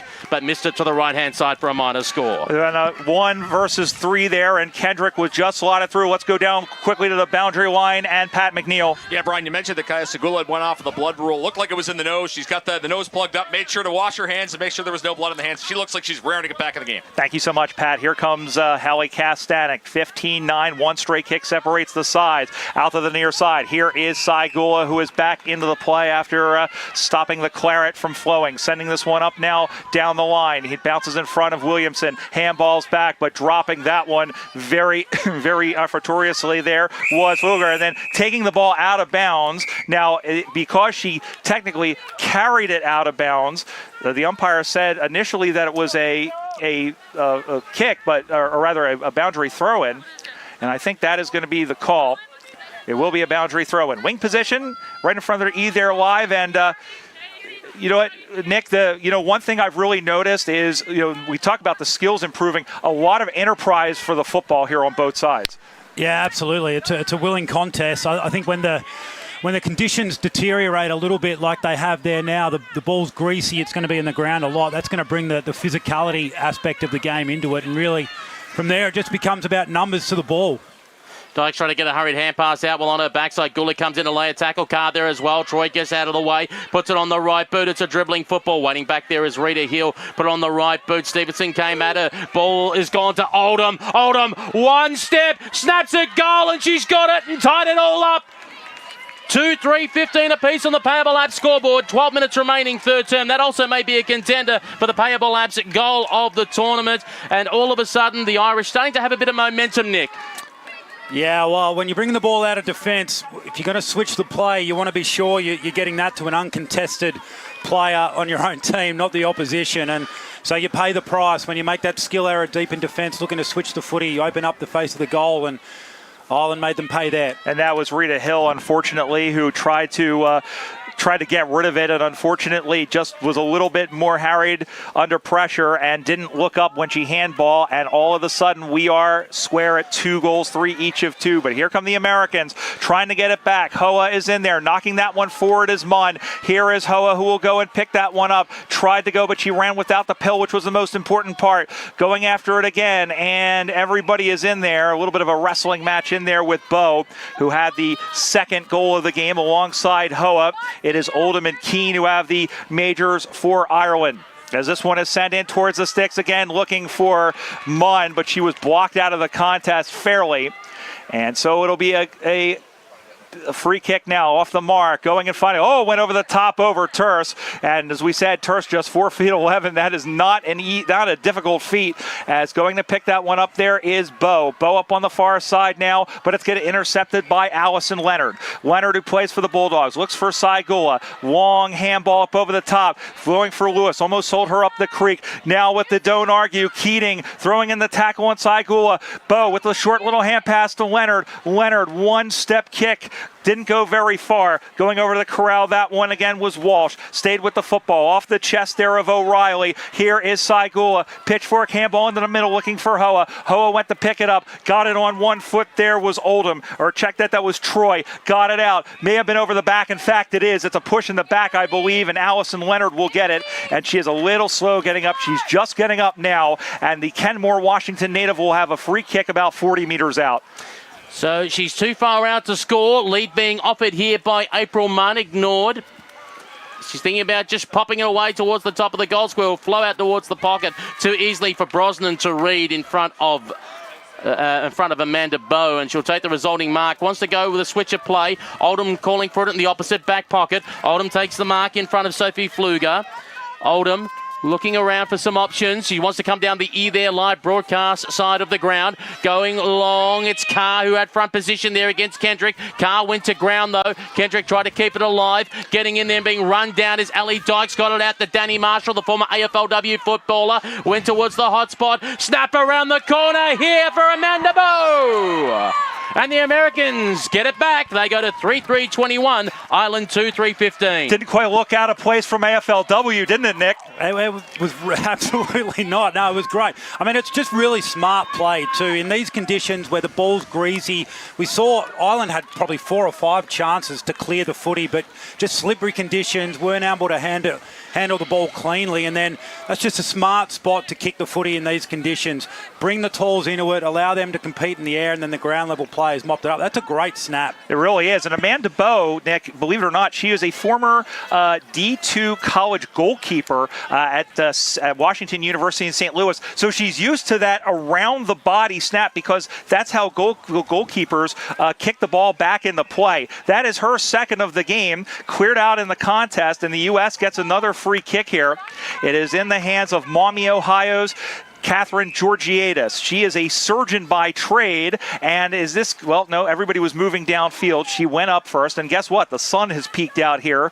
Conditions are going to be muggy as they've changed again, as this one is kicked into the middle of the ground now, but it's marked defensively, and Ireland will have it back going in the other direction. One straight kick separates the sides on the Payable app scoreboard, about 7.5 to go. This one is sent down the pike, off the shins there. Going after it is Pfluger, turning around is Condon. Big boot now, inside 50, one-on-one contest, and the mark was taken in front of Cascu there by Shauna Kendrick. They'll move up quickly. Gets a hand pass to Anne-Marie Troy, a 50-metre penalty. Oh, dear. So Kendrick is going to bring them within range. Probably will be having a shot on goal. The umpire marks it correctly from about 20 metres out. So it looks like it could be a 50-metre goal for either side. We saw it happen for the Americans in the second quarter. Looks like it will be for the Irish in this third term. Keen to the visit Mississauga.ca into the ground with hundreds of must-see experiences, plenty of gorgeous scenery, world-class eats and events. Mississauga is yours to explore. And straight through the high diddle-diddle there for Shauna Kendrick. It's all locked up again. 3-3-21 apiece on the Payable app scoreboard. And 50-meter penalties, and we've seen this all during the tournament, Nick. You know, a lot of these teams, as much as we've seen the improvement of the skills, we are seeing, unfortunately, a lot of these 50-meter penalties being given away inside the 50-meter arc defensively. Yeah, which at this level, they're obviously costly, right? Because that's an automatic goal. So on that occasion, it was just that protected area. So a lack of awareness, sort of getting too close to the player with the ball when they were in that protected area position. Ball comes back in the middle once again, and it's Hahn in the ruck for the USA. Got the hit out to advantage to Amelia Carr, and just like Tracy Chapman, the U.S. has a fast car looking down the pike there, looking for Hoa, and going to get picked this one up. She dropped the pill, going to pack out the Hoa. Thought about snapping around it, but she had 3 green jumpers in front of her. Big tackle put on there by Byrne, and it will be a free kick off a hold for the USA, and it will go in the hands of Jess Blecker. from San Jose, California originally. Picked up footy in Western Australia when she was going to school over there. Came back for work for the Portland Sockeyes. In between, went to the north to Darwin. And then went down to play for Collingwood. Now plays for the Golden Gate Iron Maidens. Shot is on the way, but it's off to the left-hand side. But that is good enough to give them a 1-point lead. It's USA 3-4-22, USA 3-3-21, 5.5 to play. 3-4-22 to 3-3-21. 1 point lead to the USA over Islanders. It's taken out from fullback by CJ Murphy. Goes with a long kick. Offhand taken by Kojo Lewis, who had to get away from Marie Keating. Goes to April Munn, who takes the mark. April Munn, who won a premiership in the NTFLW competition in 2020 with the Southern Districts Crocs. The year prior to that was on the list at VFLW level with Essendon. Will be having a shot on goal from about 38.5 metres out. Slight angle. Munn gives it a ride, but it's away to the right-hand side. Will register as a minor score. The Freedom 3-5-23, Island 3-3-21. And we're seeing a lot of that, Nick, where a lot of players, and we've seen this across, are coming over to Australia, having their cracks at different levels, which is great to see. Yeah, and then their influence to be able to take the game back to their native countries. I think we've heard a lot of those stories today about people that have either been travelling or studying in Australia. They get hooked on the game and then they take it home with them. So it's the sort of game where once you get into it, once you get a taste of it, it stays with you. Munn gets another point off the hands there. 3 points the difference. 3-6-24 to 3-3-21. And the interesting thing is you see Lindsay Turson there. The great thing about Munn is she came back from Australia, was head of the USAFL-WA for 2 years, and now is the first woman to be president of the USAFL in this her first term. So she is leading not only on the field but off of it. Here comes Ireland now up the far side. USA have to mark a little bit better, and it is taken there by Abby Noonan, who has it, and she will get she gives up the free kick, and it will go the way of Rita Hill. So Hill handballs it back to Lewis. Now throws in a bump. Here is Lewis from the wing position. Going to send this one in. It drops in front. Going to go and pick that one up again was Blecker. Blecker was held off the football, no call. Sending back that one back is Brosnan. And it's marked at the foot of Kylie Hahn. Hahn from 55 meters out. Ski jump ball into a contest. Trying to go through there was Casserly. Now there is Hahn or Leonard, one of the two. In fact, it was Hahn who was trying to clear it out. Ireland does up the wing position and juggle, almost taking the mark. Lewis is in there, and the ball tumbles over the boundary line and out of bounds. Umpire's blown the whistle and signalled to the boundary umpire. No, he signalled a free kick in the end, said it will be going the Irish way to Abby Noonan, the youngest player on the Irish team. Swings around on the right boot, going up the line, went over the head there of Cascu, who couldn't quite pull it in. Ball spilled out free. O'Shea is there for the Irish as well. Stevenson sees it over the boundary line and out of bounds, all under pressure. And the umpire says, now is he indicating Lasso free kick? Let's see which way he's pointing. Indeed it is to Kojo Lewis. So the coach of the Minnesota Vixens in tackle football now gets on the right boot and kicks up the line towards the half-forward flank here for the Americans. CJ Murphy back there for the Irish, who's going to swing it into the central corridor. Was looking for Troy. Over the shoulder, paid against Amelia Carr. Free kick again to Anne-Marie Troy. 27 years old, out of the Cork Vikings. Elects to go towards the centre half-forward position. Condon bumped off of it by Horn, who gave it across there to Carr. Now across to Marshall. Marshall on the left boot. One bounce. They try to trap it there, the Irish at the half-back flank. Becker gets spun around and around and around, and the umpire says you're G-O-N-E gone. That was a great tackle, important tackle too, because if she took that cleanly and burst through, then that player that had made the tackle had left her opponent, so America would have walked into a goal there. So remember how I said Danny Downey may have broken her arm? I think that was her who was just out on the field there. So maybe you did have something right. You did have that right, Peter, as that was the number 12 and going to pick that one up there. Here is Beck off the feet of Saigula, going to send this one down the line up on the far side. It's going to get picked off, however, going the opposite direction. Looking for Brosnan, and the mark is taken up on the far side. Again, another kick.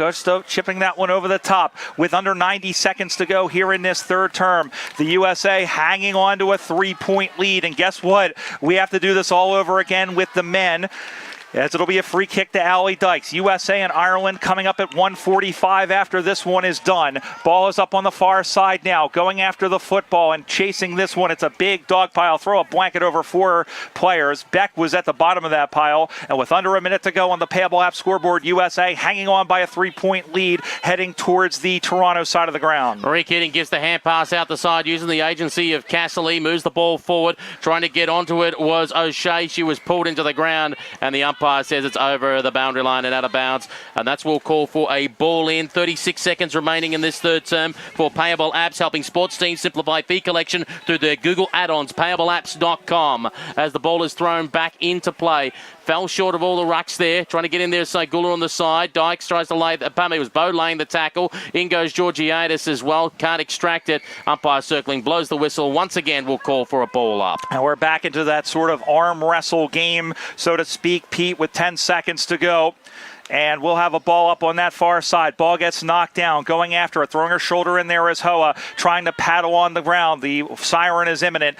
And, of course, our clock is unofficial. So now we're in essentially time on. But there is the siren. My goodness gracious me, stripe me pink and call me an Easter egg. What a game we have after 3 quarters of play. It's the USA hanging on to a 3-point lead. The score on the Payable app scoreboard, the USA 3-6-24, Ireland 3-3-21. Whew. I'll leave it to you gentlemen for the last quarter. Shape's been an absolute beauty. The sun's come out, ball's drying off, and both of these teams are having a crack. So good luck picking a winner from here. Nick, before I let you go, I'll let you put on the coach's hat for the moment. If you had to go out to either the American huddle and then also go out to the Irish huddle, what would be your words going into the final quarter of a grand final? Yeah, I think the Americans looked a lot more structured forward of the ball. So if I'm the Irish coach, I'm saying, hey, when we win it, that's great that we've won it back, but you've got to then get forward of the ball and actually give us some presence forward of the ball. So we're going to have to score to win this game of footy. We're behind by, 3 points. So even numbers forward of the ball, let's surge it. And for the US, it just looked like they controlled it through the middle of the ground. So I feel like they're in a position where they could just build the ball up a little bit more, particularly kicking into the breeze in this last quarter. Well, thank you so much, Nick, for joining us. I know you'll come around for the men's game as well, but thank you, and thank you for all the work you've done growing football, not only here in North America, but around the world. We're going to step aside. If you're thinking of going somewhere, you're crazy, because we're going to have an awesome 17 and a half minutes final quarter of the women's grand final here at the 2024 AFL Transatlantic Cup, presented by Payable Apps from Toronto, the U.S. leading by 3.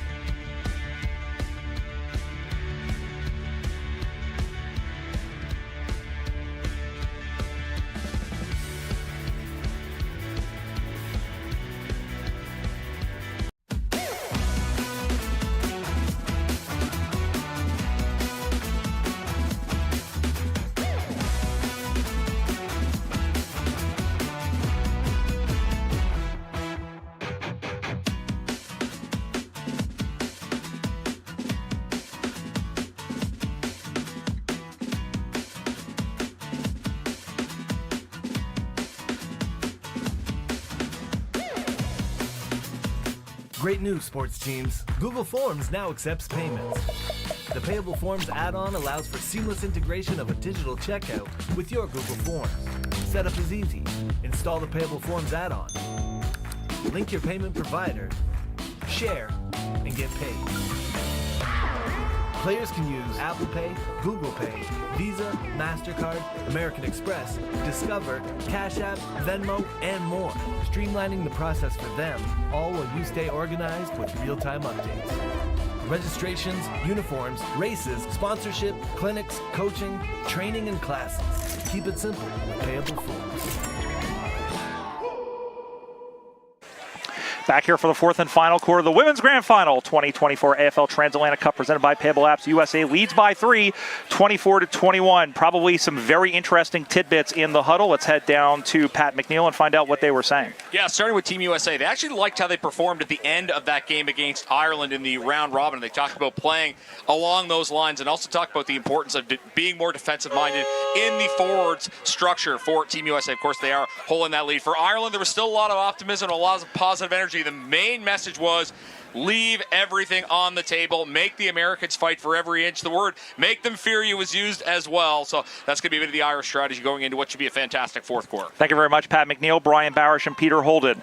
The sun has come out. There is rain imminent, possibly, for the beginning of the men's game, which, of course, again, starts at 1:45 Eastern. It'll be the same two teams as the USA Revolution play the Irish Warriors as we get set. The U.S. never played in an international Grand Final. They have never won an international cup title on either side. They are 17 and a half minutes from doing so.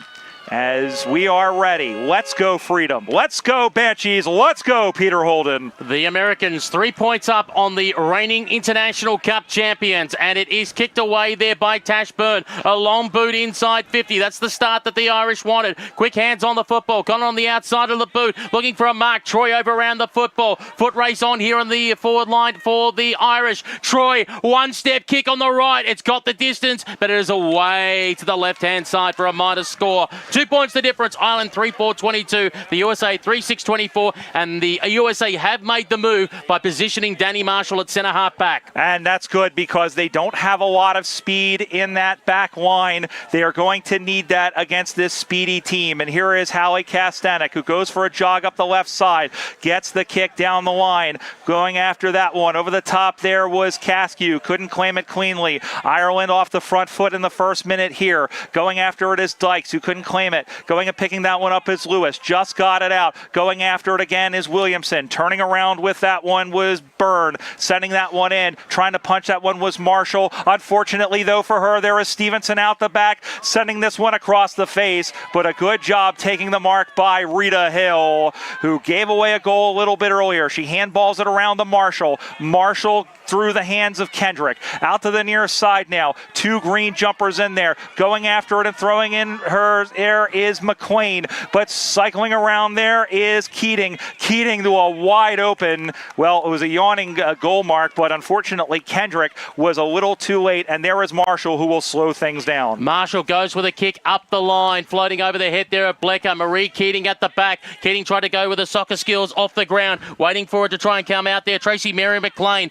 ball got away from her, close towards the boundary line. Soccer skills off the ground, coming in there is Bo. She's sitting on the football. Lawler is there as well. Umpire says no opportunity. Will come in for a ball up.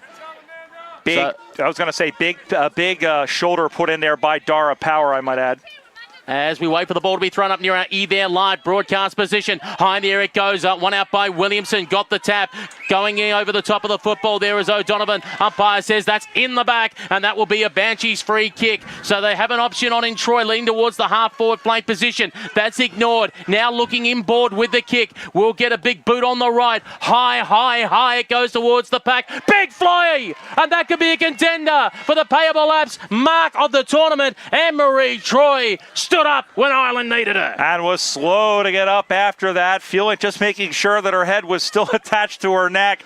As we take a look at it again, big option in there, and you see 4 different players here and 5, and she flew up high. Chisel that one down as a mark of the tournament contender, but they've turned it over here momentarily to Saigula. Gonna get picked up now, and sending that one back was done. She was taken down. Ball spills to Pfluger. Pfluger got it the heck out of there to the wing position commentary side. Just getting tugged there was Bo. She runs into an opponent. Going to get picked up by Blecker. Went for the passing handball there, was back, but it was too far.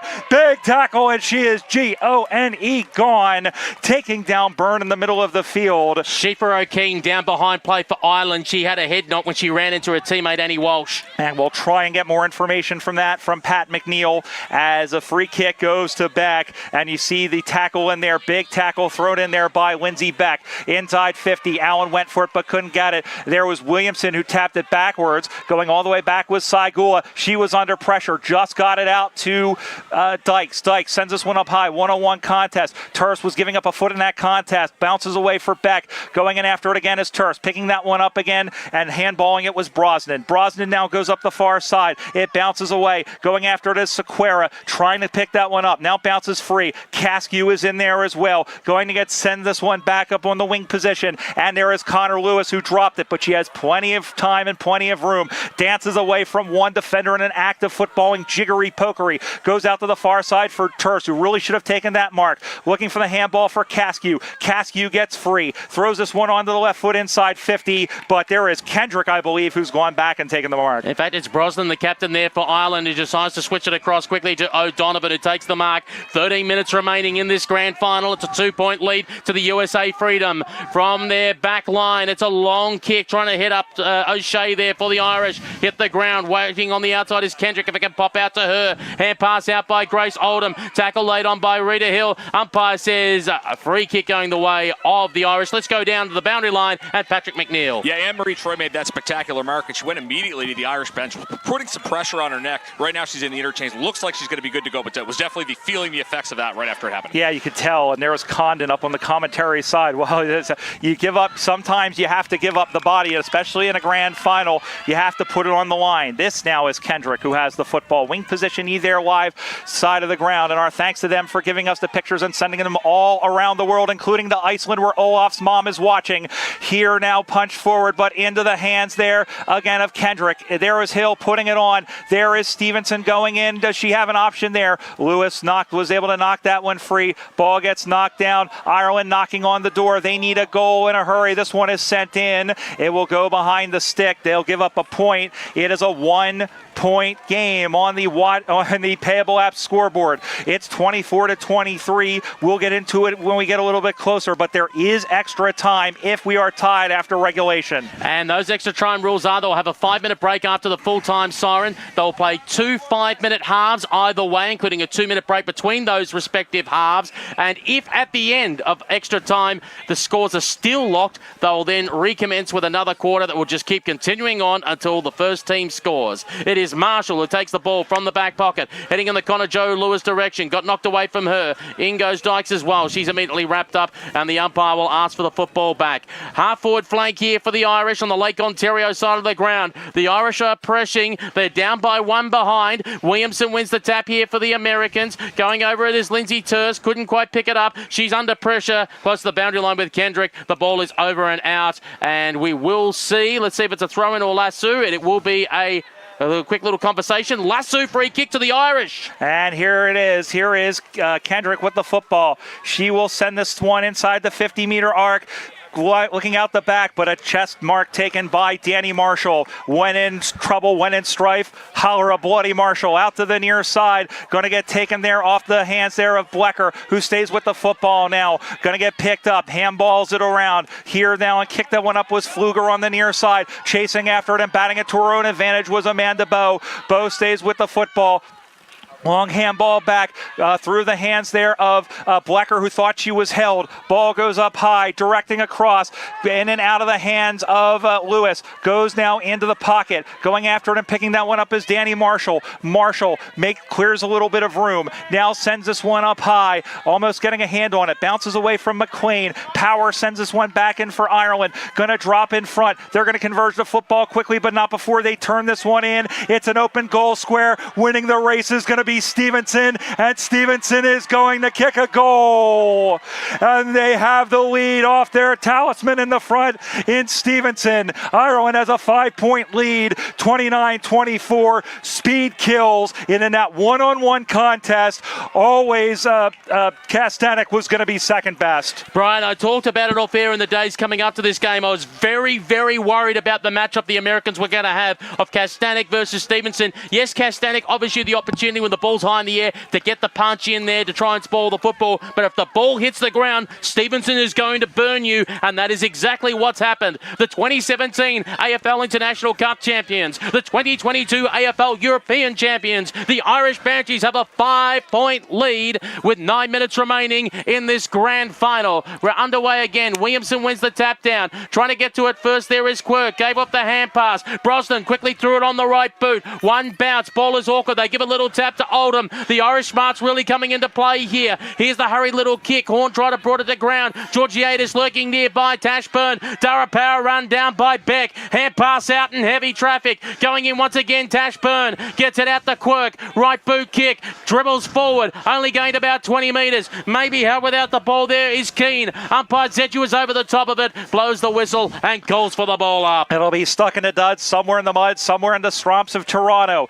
8.5 gone. Ireland the lead. Boy, that 2017 grand final, I called that one at Marvel Stadium. That was a rip snorter as well. And Ireland is not backing down from a fight here. Neither is the USA. There is no quarter given, or Looney or Tooney. Here is Hahn, who sends that one in, but it's marked, and that's going to be the key as Brosnan, the captain, stands up. They have to find a way. They can't just bomb it away. They have to have smarter plays than that. Out to the near side, getting knocked down. Again, that is Leonard, the captain for the USA, standing up, sending this one in. Is there an option? Taking that one down was one of the, I believe again, that was Brosnan, sending that one free. Gonna go and getting that one picked up. Now Power wins it. Power sends that one and has the power into the middle of the ground, but it's picked up by Connor Joe Lewis. Kojo now in again, and again he's able to find a mark in Lindsay Terse.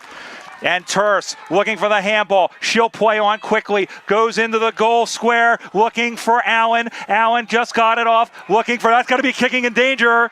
It is Amanda Bowe. Wowzers. Wow, and Amanda Bowe wins it. Now, she has to go back. She has to. From the Seattle Grizzlies. Sends it on the way. It is dead center. Perfect. Put down your Sabres, folks. We have a duel here in Toronto. USA 4-6-30, Ireland 4-5-29. And Bowe, who, as we said, gave USA the go-ahead point against Canada, has the go-ahead points against Ireland. And the MVP of both the women's and men's grand final is sponsored by Bluntstone Canada and Tin Shack. As we see the pass here coming from Connor Joe Lewis going inside the forward line to Terse that set things up. Bluntstone Canada, an Australian legend that has travelled all the way to Canada. Bluntstone.ca. Amanda Bowe could be in consideration. Kicked 3 so far in this game and has put the Americans up by 1 point. One out there by Horn. Got the tap forward to Saigula. Saigula still running the football. Saigula run inside 50, maybe a little more than 15 for my liking. The umpire said it was okay and fair. Now taken away by CJ Murphy for the Irish. Goes towards their half-back flank. Connor Joe Lewis parks herself underneath it. Receives, gets away from the Irish woman. Goes inside 50, looking for Ho-Ha. Now goes Blecker, trying to spin out of trouble as Quirk gives the hand pass off now, using the agency of Lawler. Lawler goes up the line and finds the experienced Marie Keating. Keating with the football now on the right half-back flank. Sends this one in the middle of the ground. Looking for Pfluger. Good defense there, but I think Dykes, did she give away the free kick? Yes, she did. Took her eyes off the ball. Yep, and that's going to be a free kick just to show I'm not partial. That was a good free kick. Here is Walsh who sends this one in, and now the U.S. they can't have a letdown. Stevenson chips it on. Waiting to play the football there was Carr. Big tackle put in there. The player did not have any opportunity. Trying to extract it there was Saigula. Umpire says we'll have a ball up. 5:15 to go. What a game of Australian rules football this turned out to be as Hahn wins it. Trying to get it down. Soccered on forward. Nobody is back there. It's a one-on-one contest for Stevenson. Sequeira was there to affect it and then clearing it out to the far side. And the ball will go out and we'll have a boundary throw in 30 meters around. Ireland trying to hit back, looking for either the tying or go-ahead points. Ireland player down. Keep an eye on that. Patrick McNeil in the forward pocket. I think she's getting up now okay. And it was out of bounds on the full, or either deliberate being paid against the Americans. Oh. So this is Anne-Marie Troy, because she headed straight for the boundary line with no one to go to. So that may have been the resulting decision from the field umpire. Anne-Marie Troy, she kicks a point, she ties it up, and she kicks a goal to the Irish by 5. She comes around on the right boot. It floats across the face, out of bounds on the full. And she voted for a third-party candidate, which was out on the full. And Danny Marshall has the resulting free kick from fullback. And if you're Danny Marshall, just one simple thing. You kick the ball as long as you can with 4 minutes and about 10 seconds remaining. And as we've seen through 4 seasons of AFLW play, she can kick the ball a ton. And she sends this one down the line, dropping in front. Beck and Georgiadis. Beck wins it. Handball back to Saigula. Finds Terse, who had it smothered by Power, and then forces the turnover to Waller. Waller sends it up high, waits for the ball to go out of bounds, and it's going out of bounds on the full. Free kick. This is a running clock, remember. The only time we'll stop it is if there is an injury, and so far, knock on wood, we haven't had any serious ones. And also remember that clock is unofficial. Saigula will wait for as long as she can. That was a dangerous pass, but Lewis won it in the end. Got it away. Caskew is there. So too is Lawler. And so there is Caskew who extracts it. She got collared a little bit, or checked that was Dykes. And the USA will be okay with this, as Keane, who has one of the goals, freezes the ball up top. As we throw the football high in the air, away we go again. Horn going up against Walsh in the contest. Walsh won it down, did her own roving work, went back to O'Reilly, who has to go backwards to try and find an option. Blecker had it momentarily, popped out of her hands. Rita Hill head over the football. Amelia Carr going at it with Marie Keating, the experienced Marie Keating, who used to play for New South Wales, played in 3 AFLW national championships in the pre-AFLW era. Going to ground there is Beck as she gets bent over. The umpire said no prior opportunity and will call for a ball up. 40 metres out for the Irish goal. They're going to left of screen. 2 minutes 40 remaining on the Payable app scoreboard. Ball to go up in the air. Tashburn versus Horn. One out there by Brosnan. Got it going sideways. Trying to find O'Shea. O'Shea went left. O'Shea went right. She's going in the Stevenson direction. Ball bounces to the left. Close towards the boundary line. Stevenson and Kojo Lewis go for it. The ball goes over and out. 10 metres around from the left-hand point post. 1 point sends the game possibly to extra time. A goal gives Ireland the win, as you see the Irish bench watching nervously along with all of us. Ball comes back into play. Going to get scooped up there by Beck, but she lost it. Lots of Irish jumpers around looking for a snap, looking for an option. Pick kicks this one across the face, and it will go through. Oh my goodness, extra time looms with under 2 minutes to go. There's not an American woman inside their forward half. And right now, everybody, they are battening down the hatches. Danny Marshall will bring this one up. Once again, 5 minutes of extra time, a break, 5 minutes more of extra time. If it's still tied, we'll have a break, and it's golden point. Ball goes in the middle once again. Here now comes Mark, taken by Lindsay Beck, and shoves Danny Downey aside. Gonna play this one across. Now looking high up in the middle, but she turns it over. Now going again after it is Blecker, who wanted to draw the foul. And no, she ended up giving it away.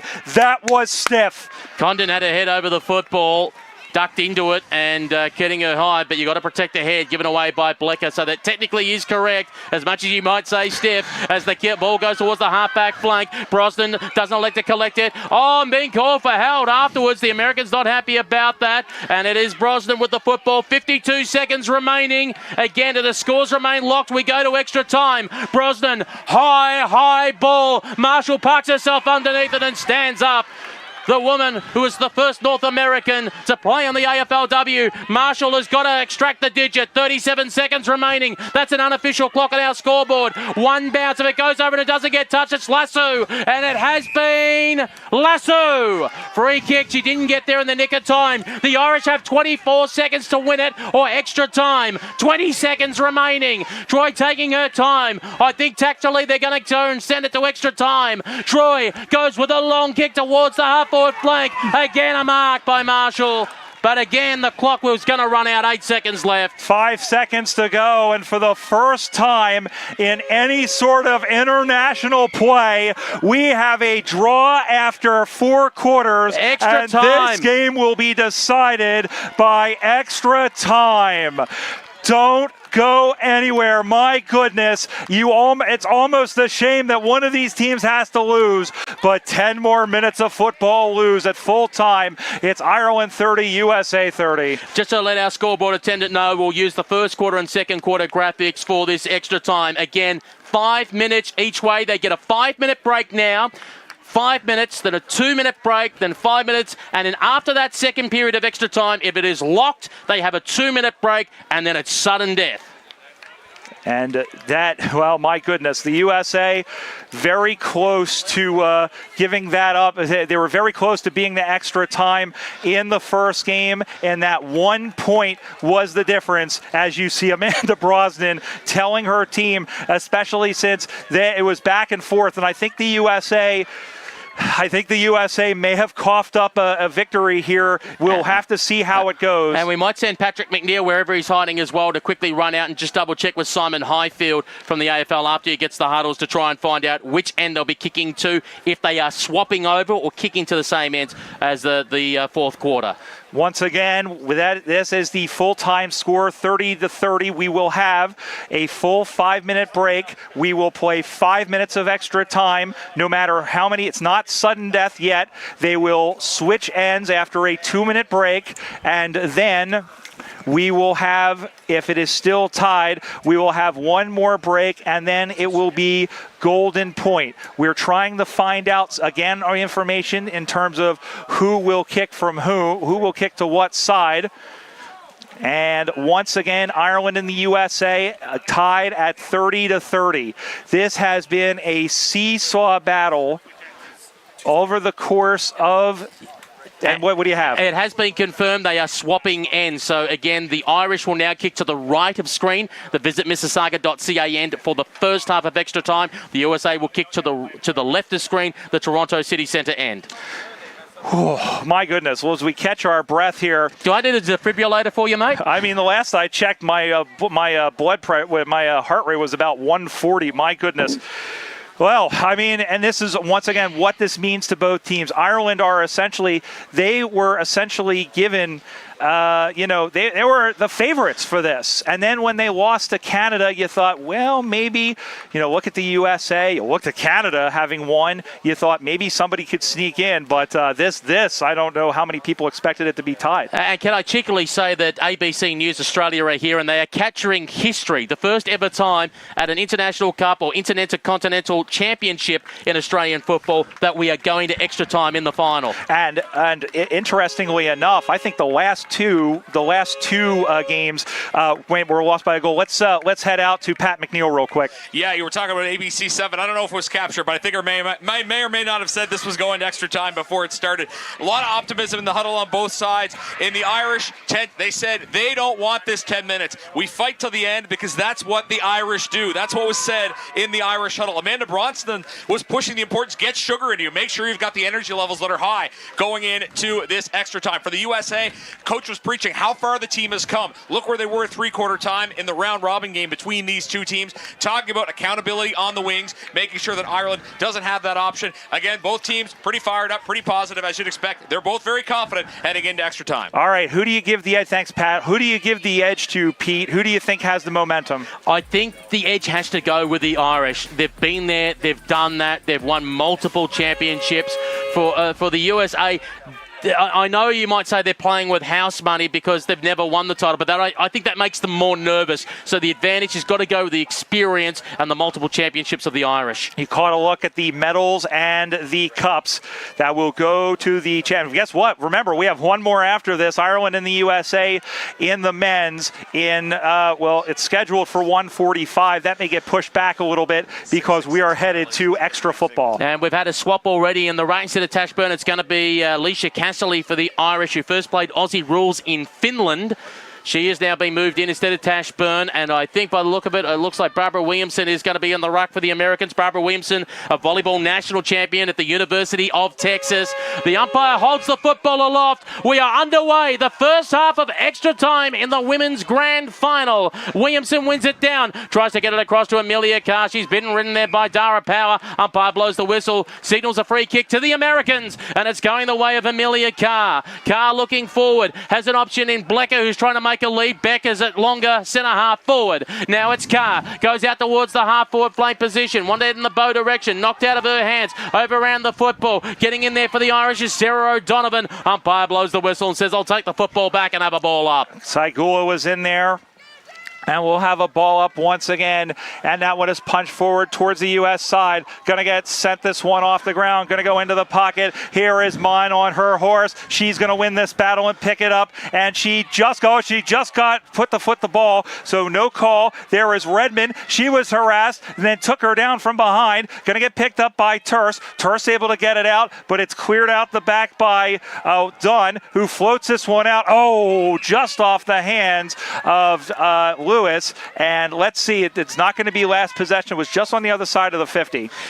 My inkling here for the Americans is you just got to throw it on the boot, not try and take on the play. Throw it on the boot because any score puts you on front and you might be able to sit on it. As I said, it's only 2 5-minute halves of extra time. We're already under 4 minutes as the umpire calls for a ball up. 40 metres out from the American goal. They've got it at the end of the ground. They want it. Wrong end for the Irish. Again, it's going to be Casserly versus Williamson in this contest. If you're Williamson, you've got the extra height. You should be going the big punch. Casserly should be more trying to find her rovers because you've got to be pinpoint perfect in your own defence. Coming in to lay a tackle there is Grace Oldham. She brings Amelia Carr to ground, and again we'll call for a ball up. 3 minutes and 15 seconds remaining on the Payable app scoreboard. Again, our time is unofficial. Just repeating that as the ball goes up in the air. Williamson wins it down. An American player automatically caught with the football being spun around and around and around as Jess Blecker called for another ball up. Ireland being very good of watching the Rovers for the USA. They aren't getting a whole lot of room once they win those hitouts. Going to go and picking that one up. There is Beck one more time. Winning that is Terse. Looking for Williamson. Turned it over the power.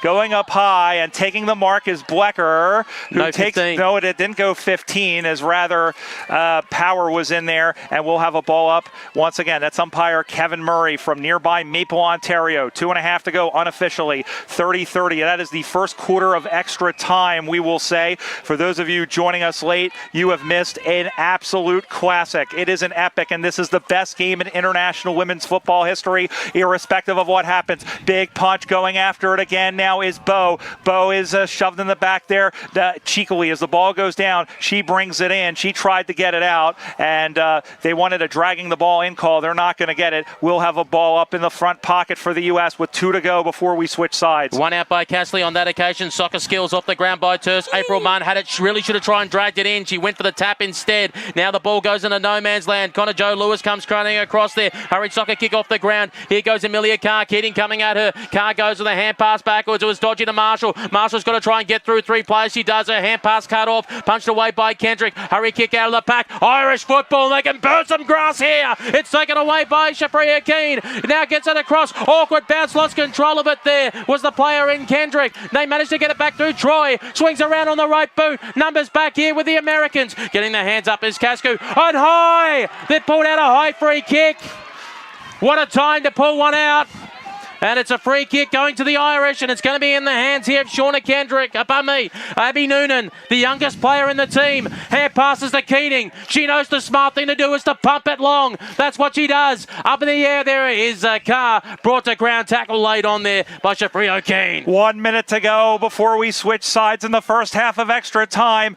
USA have to get it out quick, fast, and in a hurry. Putting her hand up there was Keane. Going to get knocked forward. There's Keating. Keating kicks a goal. Or was it? Yes. Yes, it is. Marie Keating, a big, big goal in extra time. And remember, we're still going to play the next 5 minutes, but that is a big dagger for the Irish. With 40 seconds to go until the half of extra time, it's 36-30 on the Payable app scoreboard. As you can see here on the replay, Ken going up in the contest versus Marshall. Keating was unmarked there and it had too much space. And she's an experienced campaigner. She knew just what the Americans were doing. Just throw it straight on the boot. Just throw it straight on the boot. Any score was going to go in their favour. And she got the maximum 6-point lead as we near half-time of extra time. Immediately off the boot there of Dara Power. It's Emery Troy takes the mark. She finds herself a long way out from goal. Goes on the right boot going forward. Is it a juggling mark? It's paid. It's paid, and it's taken by Shafria Keane, and she'll have a shot. Now, did she attempt to play on? We watch here because he went to feign the handball. The umpire said no, she was still on the line. So Keane will kick after the extra time, half-time siren, and that is half-time of extra time. We have a 2-minute break, and then we play 5 more minutes. Team swap ends. Ireland with the lead, and once again, the defensive, I think the weakness there really came to the fore. And now I think if you're Andrew Donlan, Pete, you need to make sure that the ball stays on your side of the line. You've got 5 minutes. There is no tomorrow. And I should mention as well, it's an immediate swap over. There's no little coaches' huddles here at the break. It's immediate swap over. So what happens when the goal umpires wave their flags just then at either end? It wasn't for a goal. It's to signal the scores are correct, because we literally get going straight away with the second half. And we'll just finish the thought and say, I think you have to pull it. Right, let's go very quickly to Pat McNeil on the boundary. Yeah, interesting, Shannon Stevenson didn't play in that first half for Ireland. She looked like she might have had some light irritation in her left leg. Didn't look like it was too much, but we haven't seen her yet, so that's a story to watch in the second half. Very much so, and so we'll see what happens. I think if you're Andrew Donlan, I think you have to push everybody forward. I mean, you have to start with the 6-6-6, of course, but as soon as that happens, I think you have to wait for them to get the ball and flood the half forward flank for the USA. That's the only way they got to do it. There's only 5 minutes to go. Again, this is the second half of extra time after the teams were tied at 30-30 at the end of 70 minutes of play. The chant of USA from the fans and the crowd to our right.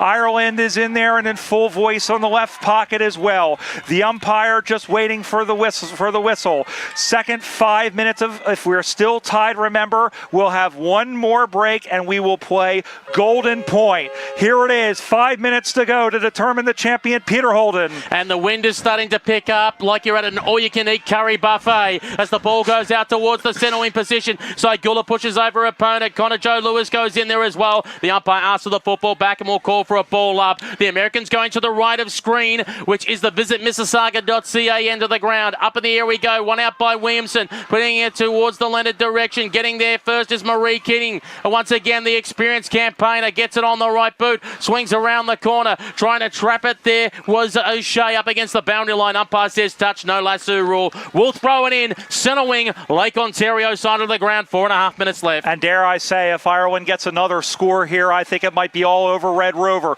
USA needs a goal first before anything starts. Really drops it in front now for Kendrick. Kendrick sends us one inside 50, and falling down on her rear end there was Keane. Turning it aside there was Kastanek. Going to get turned back in. Kastanek just got positioned there by Dunn, who dropped it. Dykes is in there as well. Umpire crosses himself. Ireland is perfectly okay with this. Ball is inside their offensive 50. They lead by 6. This is the second quarter of extra time.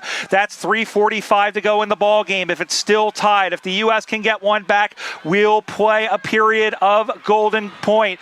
Picked up and sent back the other way. We might not need it as this one is in, almost taken over the top, but there is Carr out the back. She is hot. She is harassed and harried. Sends this one in. Marshall able to knock the ball down. Going over to get it is Bo. Met quickly there was and turning that one over, turning that one inside. Going after it again was Troy. Troy sends this one in, and going back to get it is Cassiu. Again, Troy harasses her, gets it free from Hill, who sends it, but it's an intercept mark right in front, and Ailish Dunn has the chance to put the game away with 3 to go. I've always been worried about it for the Americans, about the Irish speed, and it's starting to come to fore now at the most crucial time of the game. The 2017 AFL International Cup champions, the 2022 AFL European champions. One score from here might be enough to put this game to bed. Ailish Dunn out of Kilkee, plays for the Cork Vikings, captain MTU to the Fitzpatrick Cup Championship. In she comes on the right boot. It squeezes in. It squeezes in. It's a goal for Dunn, and it's a 2-goal lead for the Irish on the Payable app scoreboard. They go to 6-6-42, America 4-6-30. When the ball comes back to the middle, there might be 2 minutes remaining.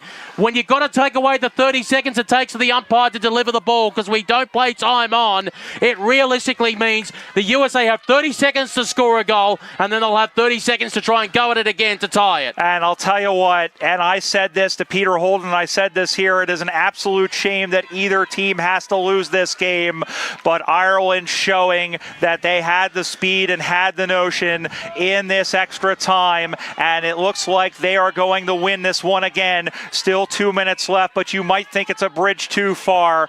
Ball is in the middle of the ground as the time ticks away. Saigula was in there. She has given it all, and so has Ailish Dunn. Knocking that one forward is Barb Williamson. She sends that one on. It's going to clear. There's Stevenson against Caskew. Stevenson, Caskew brings her down. She has not stopped playing as Kelly Caskew. They have to move it on quickly. You can hear Katie Klatt, who has played in these encounters before, shouting with 1:15 to go, but she's turned it over, and I think Ireland are home. As we just see the Irish killing the clock. It's the smartest thing to do. The Irish smarts have come through in the end. They try to take on Saigula, who manages to nail them. Going in is Connor Joe Lewis. In goes Blecker as well. She's now at halfback. Her kick immediately smothered off the boot. Hurry kick from the Irish inside 50. Ball will bobble away. Get away from Quirk and go over the boundary line and out of bounds. 43 seconds away. Ireland won the International Cup in Women's Division in its debut at the tournament in 2011 when they beat Canada. They got rolled by Canada in 2014 at Punt Road Oval. They made their mission to come back, and they did in 2017 and got revenge over Canada for the second time they were International Cup champions. They flogged Britain by 115 points in the AFL European Championship, and just then they put the icing on the cake. A beautiful goal, 7-6-48 the Banshees, the Freedom 4-6-30. They are putting their seal on the cup. And Maria Quirk puts it home, and it's just a matter of time before the party. And Ireland, you know what? Everybody considered them kind of the runaway favorites, and there it is for the second time in a row, and for the third in 4 tries. They have won a major international tournament. It took 5 quarters for them to do it, but they have won over a very hungry, and dare I say very dangerous in the future USA side. The final score after extra time, it's the Irish Banshees 7-6-48 to the USA 4-6-30. And you see the celebration, big hugs and tears on both sides. For the USA, a couple of their players dropped to the ground, but my goodness. And you know what? Everybody knows, of course, that I have worked with the USA team and seen the USA Freedom over the course of the last 10 years, and my heart goes out to them. I mean, Spera thought they took the best team, let's call it, outside of Australia in the world to extra time, and here is the winning goal off the foot of Marie Keating, who had played on all 3 of those grand finals. She knew the triumph of 2011 and 2017. This was the one that sealed it, as turning around was Quirk. Congratulations to Shane Beggan and to the Irish Banshees on the Transatlantic Cup title on the women's side in 2024. Stick around. We do have the presentations coming up shortly with Patrick McNeil, who will be our MC. We'll be giving out the medals, of course, to the players who've participated in this grand final, including the champions. They'll award the Transatlantic Cup to the Irish Banshees. And also as well, it's a mystery, we'll find out soon, who won the Bloodstone Canada and Tin Shack Women's Grand Final MVP. Bloodstone, an Australian legend that's travelled all the way to Canada at bloodstone.ca. You see what it means to these two teams. Tears on one side, and I'll tell you what, the USA Freedom in their huddle, they were they were stoic. I think they were disheartened. I think a lot of them were spent, but you see hands on heads, and you see the celebration and the line for them as they get in front of Mitchell on camera. And now it'll be a question of whether the Irish Warriors men can repeat the feat or whether the USA Revolution can avenge them. You can see the devastation on the face of the Americans because, let's be honest, they had them right where they wanted them with the Irish. We talked talked about the early misses there in the first quarter. As we said, you kick too many behinds. At the end of the day, you get your behind kick. Maybe one or two matchups that weren't quite right where we were considering when it came to the end of the contest, when we're arguing who was matching up on Stevenson. And the other thing as well, it's just a little thing. One or two times when you see the Americans attack the ball, they'll just tap it instead of trying to take the strong grab. It's almost like they're going at the ball 80% instead of 100%. You see in that final quarter and you see in the extra time how the Irish attack the ball 100%. And I think there's a few times when at the light of day, when they sober up a bit after this, when the Americans look back at the vision, I think they're going to have to say to themselves, there's a few times there where we didn't go 100% at the ball. And at the end of the day, those little inches are the difference between winning a championship or not. Yeah, absolutely. But I'll say this, Peter Holden, is that the USA, after they went as being carried off there, is Abby Newman, the youngest player on the team at 21. You know, the U.S. made a big, bold move in, I want to say, in September after the Parallel Cup last year, doing a big consolidation of their international cup program. And one of the things they did was they basically said, all right, we're going to start from scratch with the coaching staff and everything else. They brought in Andrew Donlan. They brought in two former players in Marie LeVictor and Katie Klatt.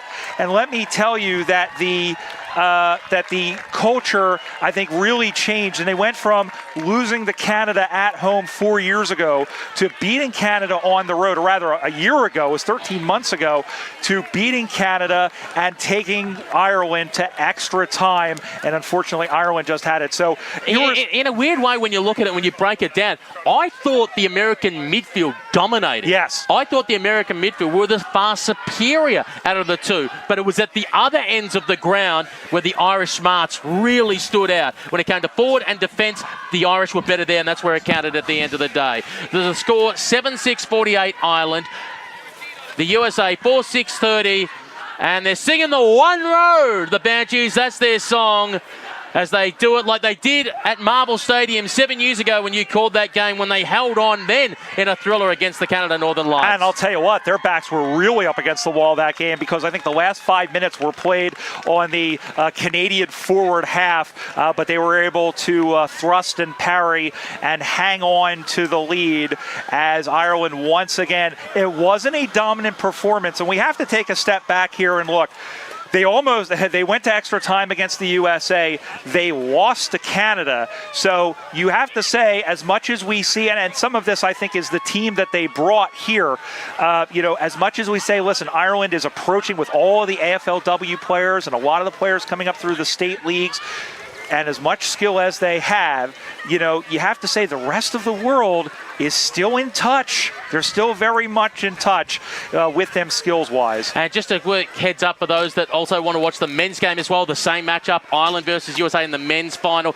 That game is going to be delayed. You're probably looking at after 2 o'clock the bounce there, obviously, because we've got the presentations to get to, the all-important presentations for the women's final. Again, each premiership player getting a medal, and we'll be announcing our best on ground thanks to Blundstone Canada and Tin Shack. And of course, because of the extra time, it was a 1:45 start. There will be a little bit of a delay. And I'll go through the goal kickers while we have the opportunity. For the Banshees, it was actually all singles. Kendrick, Dunn, Stevenson, Oldham, Keating, Keane and Quirk. For the USA Freedom, it was 3 to Amanda Bowe and 1 to Catherine Hoha. And Amanda Bowe, the highest goal kicker, and they have started the celebrations early, as you can see, with some liquid refreshment there. There might be plenty of that at Hemingway's tonight for the official after party. Yeah, absolutely. I was going to say Uber and Lyft and all of them are going to be getting a bit of a boost in downtown Toronto. Again, repeating, that is after extra time.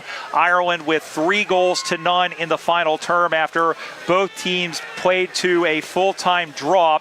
And that technically, if you look at it in soccer terms, that is the first draw after full-time. That's why I had said that. And really, I guess, you look at maybe Ireland, Canada, maybe 2 of the teams like GB and the USA, or maybe 2 of the, we would say, second division teams. You would think that it would be between those, but Ireland and the USA, and they are they're on the liquid refreshment already. Well, while we're doing that and while they're cheering, and you can see that all on camera as we watch through the AFL Canada YouTube channels, we wait for our MC to get underway very shortly, and Patrick McNeil. But let's just talk about some of the players that might be in consideration, because really we've got to consider both sides, because as we said, it was a draw at full time. If we look on the Banshee side of the equation, obviously you had Tashburn that was rucking away. Castley made the decision to come in when it was crucial in the final quarter to come in and ruck for them. Ailish Dunn kicked a goal, had a bit of the football. Brosnan was good for them across the back line as well. Their captain, she stood up well. Kendrick tried to create something. Anne-Marie Troy was in everything. Quiva Condon as well. O'Shea stood up, as we said. Stevenson at that crucial moment in the forward line. On the USA Freedom side of things, Kaya Sagula early on was setting the pace. Kojo Lewis was absolutely everywhere. Danny Marshall across the back line. Amanda Bowe with their 3 goals put them in front. Kylie Horn with her rucking for quite a fair bit of the contest as well. Amelia Carr, probably a bit understated her efforts today. Plenty of players on both sides who could have legitimate claims to our Blundstone Canada and Tin Shack MVP. Yeah, and listen, they had a great tournament from pillar to post. As we wait once again for the U.S., I think we're waiting for them to come on as well and share in the celebrations. And look, I know they are hurting after this victory, but you know what? They've gone farther than any USA team has gone in this tournament. And you're right, the midfield setup. I think the one thing they have to look at across the USAFL is what kind of defensive speedy players do we have? I think that's the biggest thing. And there are a lot of different players across. And you have to remember one of these things. This is not a paid tournament. A lot of these players, pretty much everybody, had to pay their own way to get here. So there were a few issues with injuries, availability as well. Of course, you have to take off the time. Lord knows the two of us had to take off time, as well as some of our colleagues as well. And we talk about the tournament, the exciting games. I mean, you had the Canadians beat the island at one point. USA beat Great Britain. Great Britain beat Canada. Some close contests. Again, I give the evil eye to Germany and Croatia for not coming along and participating in what was a great tournament. And there again, we are waiting for the USA right now to come back over. Like I said, I know they're a little bit disappointed and perhaps recovering from this loss. But once again, I mean, all credit to Andrew Donlan, to Katie Klatt, to Marie LaVictor. While we wait for the Americans to get on the field, one in the outs, we're going to push the grand final, the men's competition to 2:15. 2:15 Eastern time. Some good football being played, so we're going to push the men's grand final to 2:15. And once again, just repeating, if that wasn't picked up on our microphones, it probably was, but 2:15 Eastern time, which is in exactly half an hour from now, as they are getting the American players back onto the ground once again for this celebration, which will again be hosted by our own Pat McNeil, the voice of AFL Canada, and who will be joining me on the call in this, as you see once again. As I said, for the Americans, it's going to sting, but I'll tell you what, that's the thing that you need to tell for all the players to come back for the next campaign, whether it's a Transatlantic Cup or the United Parallel Cup, hopefully an International Cup again at some stage, to say, remember this day, remember the sting, let that drive us for the next campaign. And if I may, I'm going to put on my American hat here and say, all credit to Irish. There's a lot of good women over there, a lot of very nice and very good human beings and good football players. I am extremely proud of this American team, many of whom, I think in all of them, I have seen since the beginning of their careers. And to get them, watch them play in a grand final, even though it didn't turn out their way, is a rose. Let's head it down now for the ceremonies and the Pat McNeil. And welcome everybody to the, I guess we could call it, closing ceremonies of the women's part of the 2024 Transatlantic Cup. How about that game? Round of applause for both teams.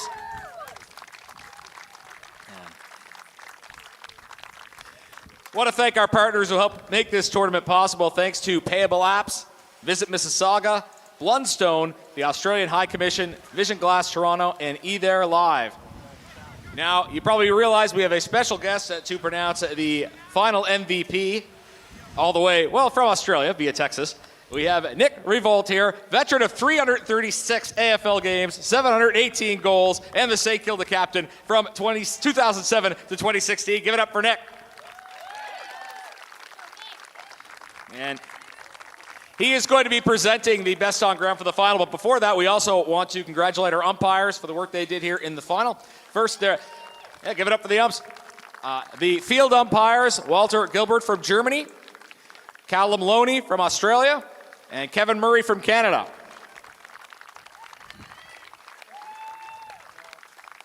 And the boundary umpires, hopefully I'm reading this writing correctly, apologies if not. Richard Oxile from Canada.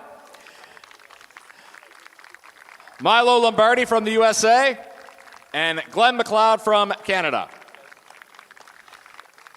And finally, our goal umpires, Di Filan from Australia. Daniel Estes from the USA. And Barry Rook from Canada.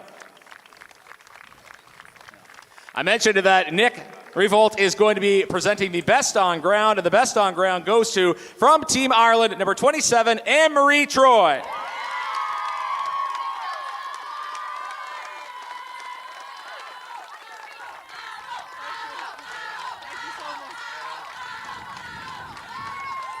The microphone is yours if you want it.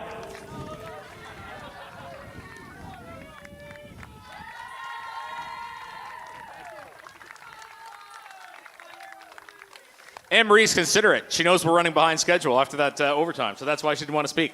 Wanted to now introduce the captains. First, the captain from the second place team from the USA, Allison Leonard.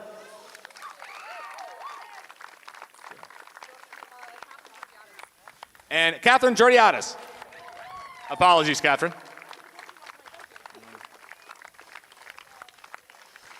And captain, we have listed for Team Ireland, Amanda Brosnan.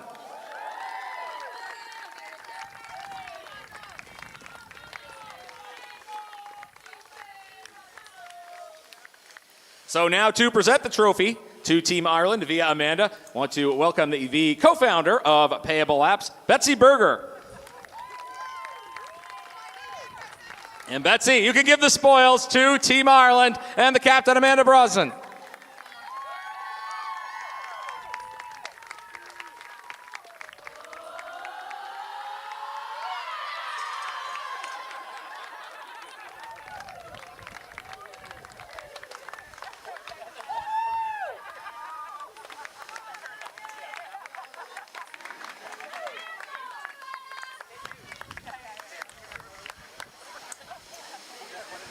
And I don't know if I'm going to trust her with beer later a bit on with dropping all the medals. Where's on the captain? I didn't know the rest. No, look, what a game. Commiserations to the US. We know the gap is narrowing. We see that in every game in the last week. You really put it up to us. We really only pulled away there in the end of the fourth, and then in extra time. Look, we know it's hard to lose, but you'll come again and you'll be stronger the next time. But as for our girls, I am so proud, privileged. We put our hearts on the line. We died for each other. Up the fucking down shoes.